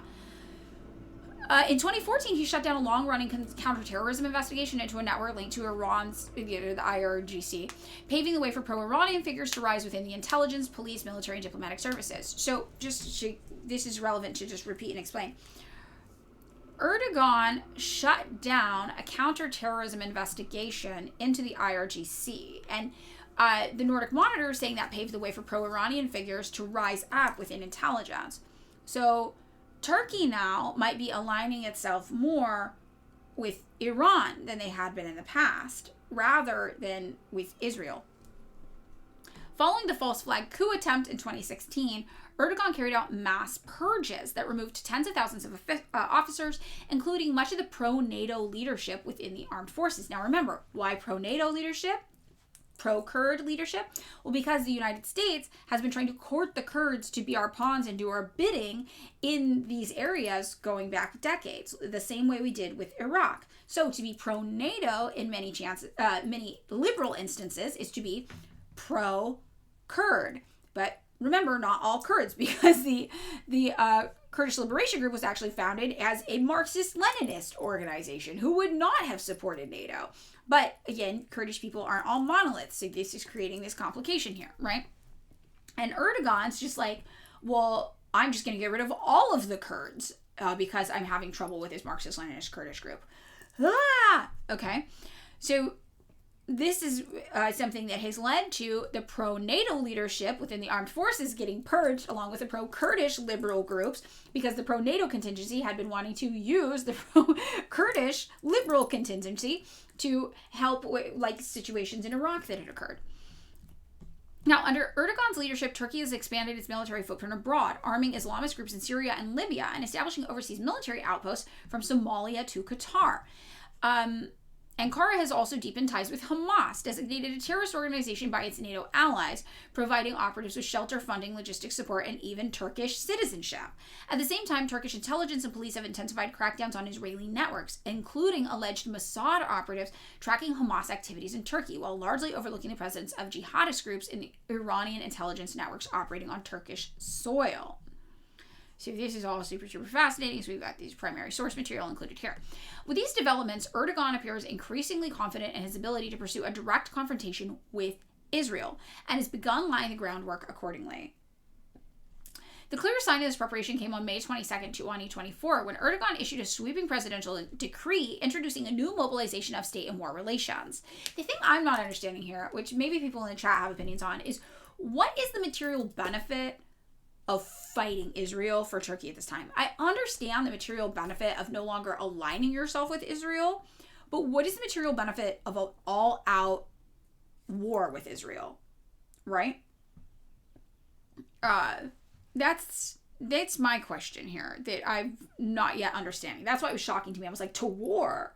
Okay, I knew that they long had this alliance, though, that was very, very strategic. I understand there were some cracks in it, but moving to all-out war seems very, very extreme, and I'm wondering what Turkey sees as being the benefit of that. So maybe we'll get to it. Now, replacing decades-old frameworks, the regulation establishes a system designed to transition the country rapidly from peacetime into a war footing, even in the absence of a formal declaration of war. Maybe they think that Israel is coming for them. At its core is the concept of continuous preparedness, allowing authorities to activate wartime mechanisms not only during war, but also in broadly defined tension and crisis periods. These categories are deliberately vague, encompassing internal unrest, regional instability, or perceived security threats, thereby lowering the threshold for invoking extraordinary state powers. The regulation introduces a doctrine of total national defense, placing virtually all sectors of society under potential state control. Okay, so maybe the whatever fight or conflict with Israel is just pretext for Erdogan to continue to consolidate power, basically, right, after the coup attempt. Mallor says Israel is coming for them. Turkey controls Israel's power supply and is a rhetorically hostile nation. Okay, that makes more sense. Just the idea that they're preparing for war, but they wouldn't instigate it. They feel like Israel is coming for them. Yeah. Turkey is definitely threatened by the Greater Israel Project. Yeah, okay. That makes sense. Yeah. And again, for anybody not familiar with the Greater Israel map. Hi, Zay. Sorry, Zay just came. Oh, God, this is like a really ass version of it, though. Hold on, let me see if I can get a better one. Facebook. That's how you know it's good. It's a Facebook map. This is the correct map, though. So, yeah, to my knowledge, it does go into Turkey a little bit, but hold on, sorry, he's trying to climb on this. To my knowledge, I didn't think that it included parts of Turkey, but it does. It does include a little bit of Turkey, so that makes sense. So Israel is on its Greater Israel warpath right now, quite literally. So yeah, Turkey's like, oh, that's going to include us. That makes more sense. So they're thinking defensively. Yeah, it goes right to Turkey, which means the next map will include Turkey. I think it does actually, though, have a little bit of Turkey down here, which I never really noticed. I was too busy thinking about this in Syria. People kind of forget Turkey's current governance is still somewhat revolutionary and that they're an independent nationalist revolutionary government. It's just backed by the U.S., so it behaves as a Western nation. Yeah, but they're kind of more in Bratty Cuckland, right? If we're changing their camps around. It does have a small bit of Turkey. Yeah, I never noticed it. Right. So that makes sense. So they're like, look, if Israel's going to come for us, we're going to make it easier. Don't do that. You're stuck. Get in there. Get in there, Goober. Get your little... No, don't claw at that, please. I like those. Don't do that. Just trying to claw at my curtains. Yeah, Israel wants a lot of land. Yeah, Israel really wants to expand. They're very small geographically. So... they believe it should be theirs. And they're the third largest military on the planet. Yeah. So, okay, so that makes more sense. So Erdogan's basically like, if Israel's coming for us, we no longer have this common thread, which is fighting against the Kurds. Everybody's got complicated relationships about the Kurds. Israel and the United States are pretty pro-Kurd right now because they're trying to... No, stop that. Hey, please don't do that. Please don't shred my curtains. You can get in there? No. Psst, psst. No, don't do that. Don't do that. Don't purr at me while shredding my curtains. She's purring at me and trying to destroy my curtains. No. Psst, psst, psst. I'm going to pet her so she doesn't do it. Yeah, so I think that's really interesting. So probably also, if they don't have this common threat anymore, which is the... She's on the microphone, Kubel. She's doing it. That is the Kurdish communists to fight. Now... there's really nothing holding them together, and the United States and Israel are increasingly courting the Kurds,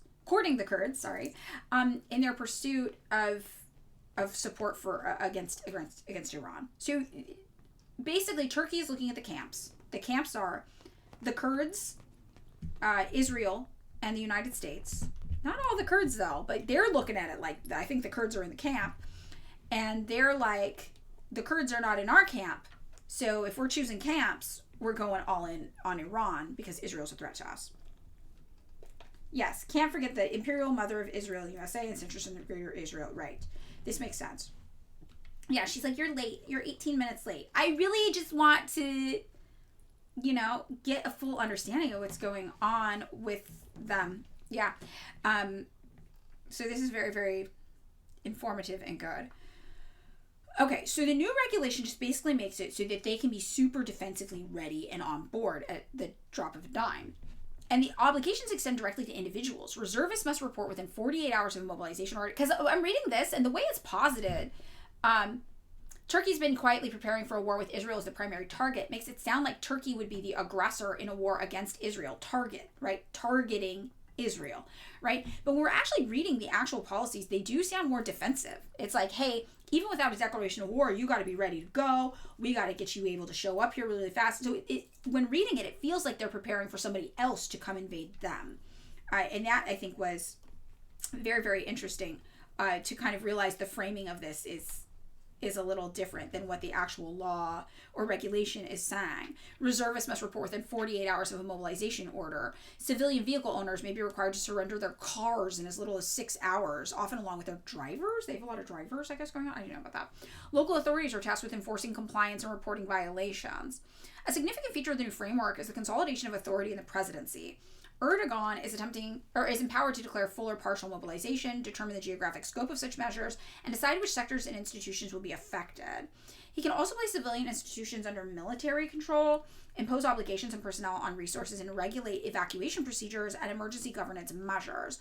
Although mobilization decisions must be submitted to Parliament for approval, the regulation allows immediate implementation upon a presidential decree. Okay, interesting. And this makes sense because Erdogan's kind of been going full psycho mode on the Kurds, right? Just getting rid of anybody Kurdish, even if they don't have anything to do with the now disbanded Kurdish communist group. So he's really going all in on everything. She's all over my stuff. Yeah, hi baby, I know you want attention. Yes. It's because my partner's been out of town. So she only has one human to give her attention. And it's the human with the allergies. Hi. Okay, so this is kind of the nature of the regulation. They're just expanding the ability for war readiness, war preparedness, which makes sense. Now,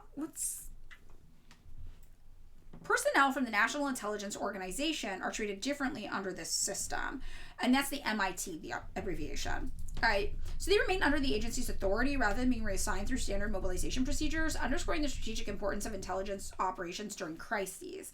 Over the past decade, MIT has evolved into a key instrument of political control, used to monitor opponents, orchestrate politically motivated prosecutions, and conduct covert operations abroad in line with Erdogan's strategic objectives.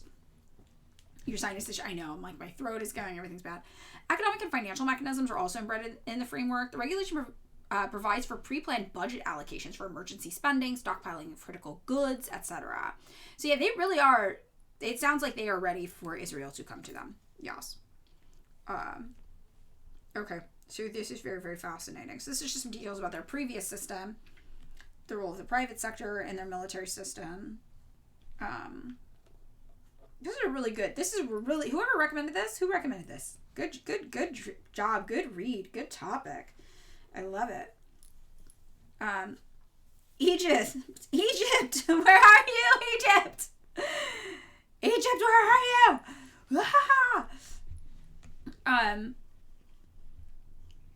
Are there Kurdish MLs? Yeah, there was. This all kind of spawned from Kurdish MLs, actually, back in the day. Okay, so during the 2010 Mavi Marmara crisis, Erdogan pushed for a show of force, including the deployment of naval assets and fighter jets. Senior military commanders strongly opposed the move. Military officers warned that carried a risk of serious rapid escalation and casualties, potentially dragging Turkey into an unnecessary conflict, and highlighted the legal and operational dangers of a direct clash with Israel over the flotilla. Erdogan was unable to overcome resistance from the generals, who at the time were more independent of the executive branch and wielded greater institutional power. So by changing that around and making it so that the executive branch has more control over the military, he gets to avoid this happening in the future if he decides he is ready for military conflict with Israel, which is bold, right? Very, very bold. Today, the Turkish military is widely seen as dominated by loyalists, Islamists, neo-nationalists, and pro-Iranian elements. That's a big shift. That's a very significant shift in Turkey that sounds like it's really come about since the coup attempt. With the institutional checks of the past largely eliminated, there appears to be little or no internal resistance remaining to challenge Erdogan's strategic decisions. Hey, psst, no, don't do that. Don't do that. No, I don't like that. I don't like that. If Erdogan chooses to pursue a military confrontation with Israel, there are few, if any, senior officers left in Turkish armed forces capable of opposing such a move. Interesting. Hey, psst, psst, psst, psst. What do you want? Attention. Okay, so we've got this final thing. Turkey and Israel clash for control of the Red Sea as Somalia and Somaliland become strategic battlegrounds. I do want to hit this really fast, too. This one looks kind of short. Hey, psst, psst. No, goofball. She's being goofball. She's destroying curtain. I don't know how to get her to stop. No. Psst. Psst. Get your claws out of there. No. Do you just make it hard for them to do it? You just block them. Just say no. Just say no to Zay destroying my curtains. That's what you do, right? Okay, yeah, Mavi Marmara was an inflection point where Turkey should have invaded Israel. I wish I could believe that it would have resulted in a coalition of forces of Iran, etc., against Israel, Egypt, right? But it either would have killed Israel then or started a third world war, but I think it would be the latter. Yeah, I think it probably would be the latter. I mean, look, I'm not super up to speed on Turkey's military capabilities. So to me, the idea of Turkey trying to provoke confrontation with Israel sounds like a death sentence, right? But maybe I'm wrong. Maybe Turkey's military is far more developed than I had previously thought. They obviously have experience in fighting against the Kurdish militia groups, and we know that, but they still needed Israeli support and backing in that, American support and backing in that, which makes me think they're not a super strong military. So I don't think that Turkey would have the power to really go to war with Israel on its own. However, maybe it's sensing that strategically right now, since Israel is already fighting so many fights, their division of attention creates an opportunity for Turkey to join in as well. Like they're kind of weak because they're spreading themselves very, very, very thin, Germany style, ironically. And so maybe they're like, now is the chance, if we're going to do it, the timing is right to really prepare for armed conflict, because they're weak. Israel's got its hands in everything right now, right? Yeah, typing out about the many wars Israel is currently fighting as the motivation. Exactly. So not only are they like, well, there's a chance Israel's going to show up here, but there's also a chance that now is actually the time to take them on because their interests are so all over the place. Get a cat tower, put it in the window. And she's got cat towers all over this house. She got like 4 cat towers in this thing. She's so cute. Turkey has the military for it. It's just that asymmetrical warfare is hard for any nation state. Is what Ghost Pain says. It would be extra poetic for Israel to go down the same way. I mean, it really would. Yeah, you become that which you hate, right? Okay, so let's read about Somalia and Somaliland and how that's affecting everybody's thinking about this. Turkey and Israel are intensifying their rivalry in the Horn of Africa as well, focusing on Somalia and Somaliland. Somaliland, is it? Somaliland. I was like, did I just add an extra thing in there? No. For strategic control over energy resources and Red Sea trade routes. I really thought I had been pronouncing Somaliland wrong this whole time, just for a second. Turkey's formalized agreements with Somalia for offshore and onshore oil and gas exploration and expanded its military presence with bases and equipment deployments. Israel has recognized Somaliland as an independent state and is planning a military base there to monitor Yemen's Houthis and secure strategic access to the nearby strait. The competition in Somalia and Somaliland is part of a broader conflict. She's just on a warpath right now. She's so funny. A broader conflict for regional influence, further strained by disagreements over Gaza, Syria, and alliances throughout the Middle East and Africa. Turkey and Israel are intensifying competition in the Horn of Africa, with Somalia and Somaliland emerging as key battlegrounds for oil, military influence, and control of vital Red Sea trade routes. Turkey has consolidated its position through formal agreements with Somalia's federal government, securing major offshore and onshore oil and gas exploration rights alongside a strong military presence through its largest overseas training base. Israel, meanwhile, has moved closer to Somaliland after being the first country to formally recognize the territory as an independent state and is exploring plans for a military base near the Gulf of Aden to monitor Yemen's Houthis and secure strategic access to the Red Sea corridor. Okay, yeah, this makes sense. So, earlier this year, Somalia confirmed it was ready to begin its first offshore oil drilling operations with a Turkish government-owned drilling ship expected to arrive off its coast, according to BBC. And this is the most recent article we have. I put these in chronological order for us. So this article, I believe, is from 3 days ago. Yeah. So this is most current, all right? So the move followed the successful completion of seismic surveys last year by Turkey's research vessel, which collected 3D seismic data across key offshore blocks, all right? The curtains were promised to say 3,000 years ago. Somalia is estimated to hold at least 30 billion barrels of offshore oil potential and around 6 billion cubic meters of natural gas. Since 2011, Turkey has become one of Mogadishu's closest allies, combining humanitarian support, military training, and infrastructure investment. Now, it's worth noting the United States didn't necessarily hate Somalia. We talked about this when we talked about Somaliland.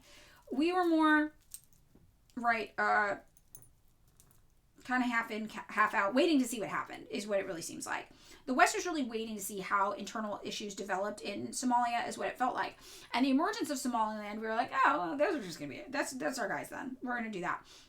So you might read complicated and conflicting things about U.S. involvement in Somalia proper as well. I think that that's been kind of like formalized into camps now, though, with Somaliland and with Israel's formal kind of support for Somaliland in December. What should we call Somaliland if it's a colonial project? Somaliland. I don't know. The name is so goofy. The name is so goofy to me that it like is indicative of how these splits happen, these breakaway states form, etc. Yeah, I am the spare human for Zay for sure. So I think that's interesting. So Israel turns to Somaliland for Red Sea advantage. Obviously, that's helpful.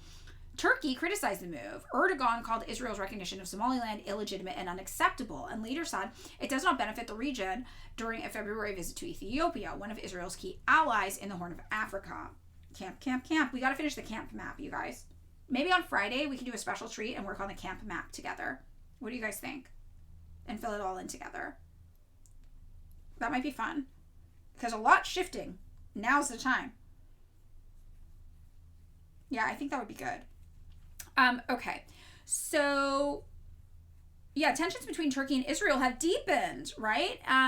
Further exposing a growing geopolitical rivalry between the two military powers. This is a major shift. It really is. Netanyahu accused Erdogan of massacring his own Kurdish citizens, accommodating Iran's terror regime and its proxies. Turkey responded with a sharp condemnation, with officials in Ankara describing Netanyahu as the Hitler of the era, citing Israel's military actions in Gaza and across the region. While Somalia and Somaliland remain central to their composition in the Horn of Africa, the broader dispute reflects a much wider struggle for influence. Okay. Fun Day Friday campism. Yeah. All right. So this is major. I have a lot of feelings about this. It's hard for me to orient myself on this shift because I've spent so long just being like, Turkey is so fucked. Like, Turkey's so fucked. And it's not as though Turkey is in a position to do anything leftistly. We know that. However, I think that we're going to start to see our opinions about Turkey and the way they're moving shift pretty dramatically, right? It's going to end up feeling probably more like how we talk about Russia in many regards, right? Camp Counter emote, yes. Yeah, we love a redemption arc. Turkey might be on its redemption arc right now. It really might be. And, you know, the history of Turkey, very, very complicated. Erdogan, not a great guy, right? This all started, don't forget, because Turkey wanted to destroy a Marxist-Leninist uprising in its borders, and that's not good, right? We don't love that. But the position that Israel has placed Turkey in is seeming to become very, very apparent, and it becomes apparent that the whatever brief romance existed between the honeymoon phase between Turkey and the United States, or Turkey and Israel, is over now because Turkey has outlived its usefulness to Israel and the United States in the region. Yeah. Malrish says they're anti-imperialist the way that nationalists are often anti-imperialist. They are anti the other guy's empire. Exactly. So this is going to be a really interesting new dynamic shift that's getting more and more explicit in the region. Because like we talked about, Israel and Turkey had always kind of had complicated relationships over the Kurds, especially because Netanyahu was the one, remember, who went to Donald Trump and said, the Kurds are going to help us in Iran. The Kurds are going to help us in Iran. He's really been trying to cultivate that relationship with the Kurds. But the Kurds also are not monolith. You have Marxist-Leninist Kurds. You have Iraqi Kurds who are like, we're done fucking fighting, in your words. We have all sorts of different Kurdish groups with different interests as well.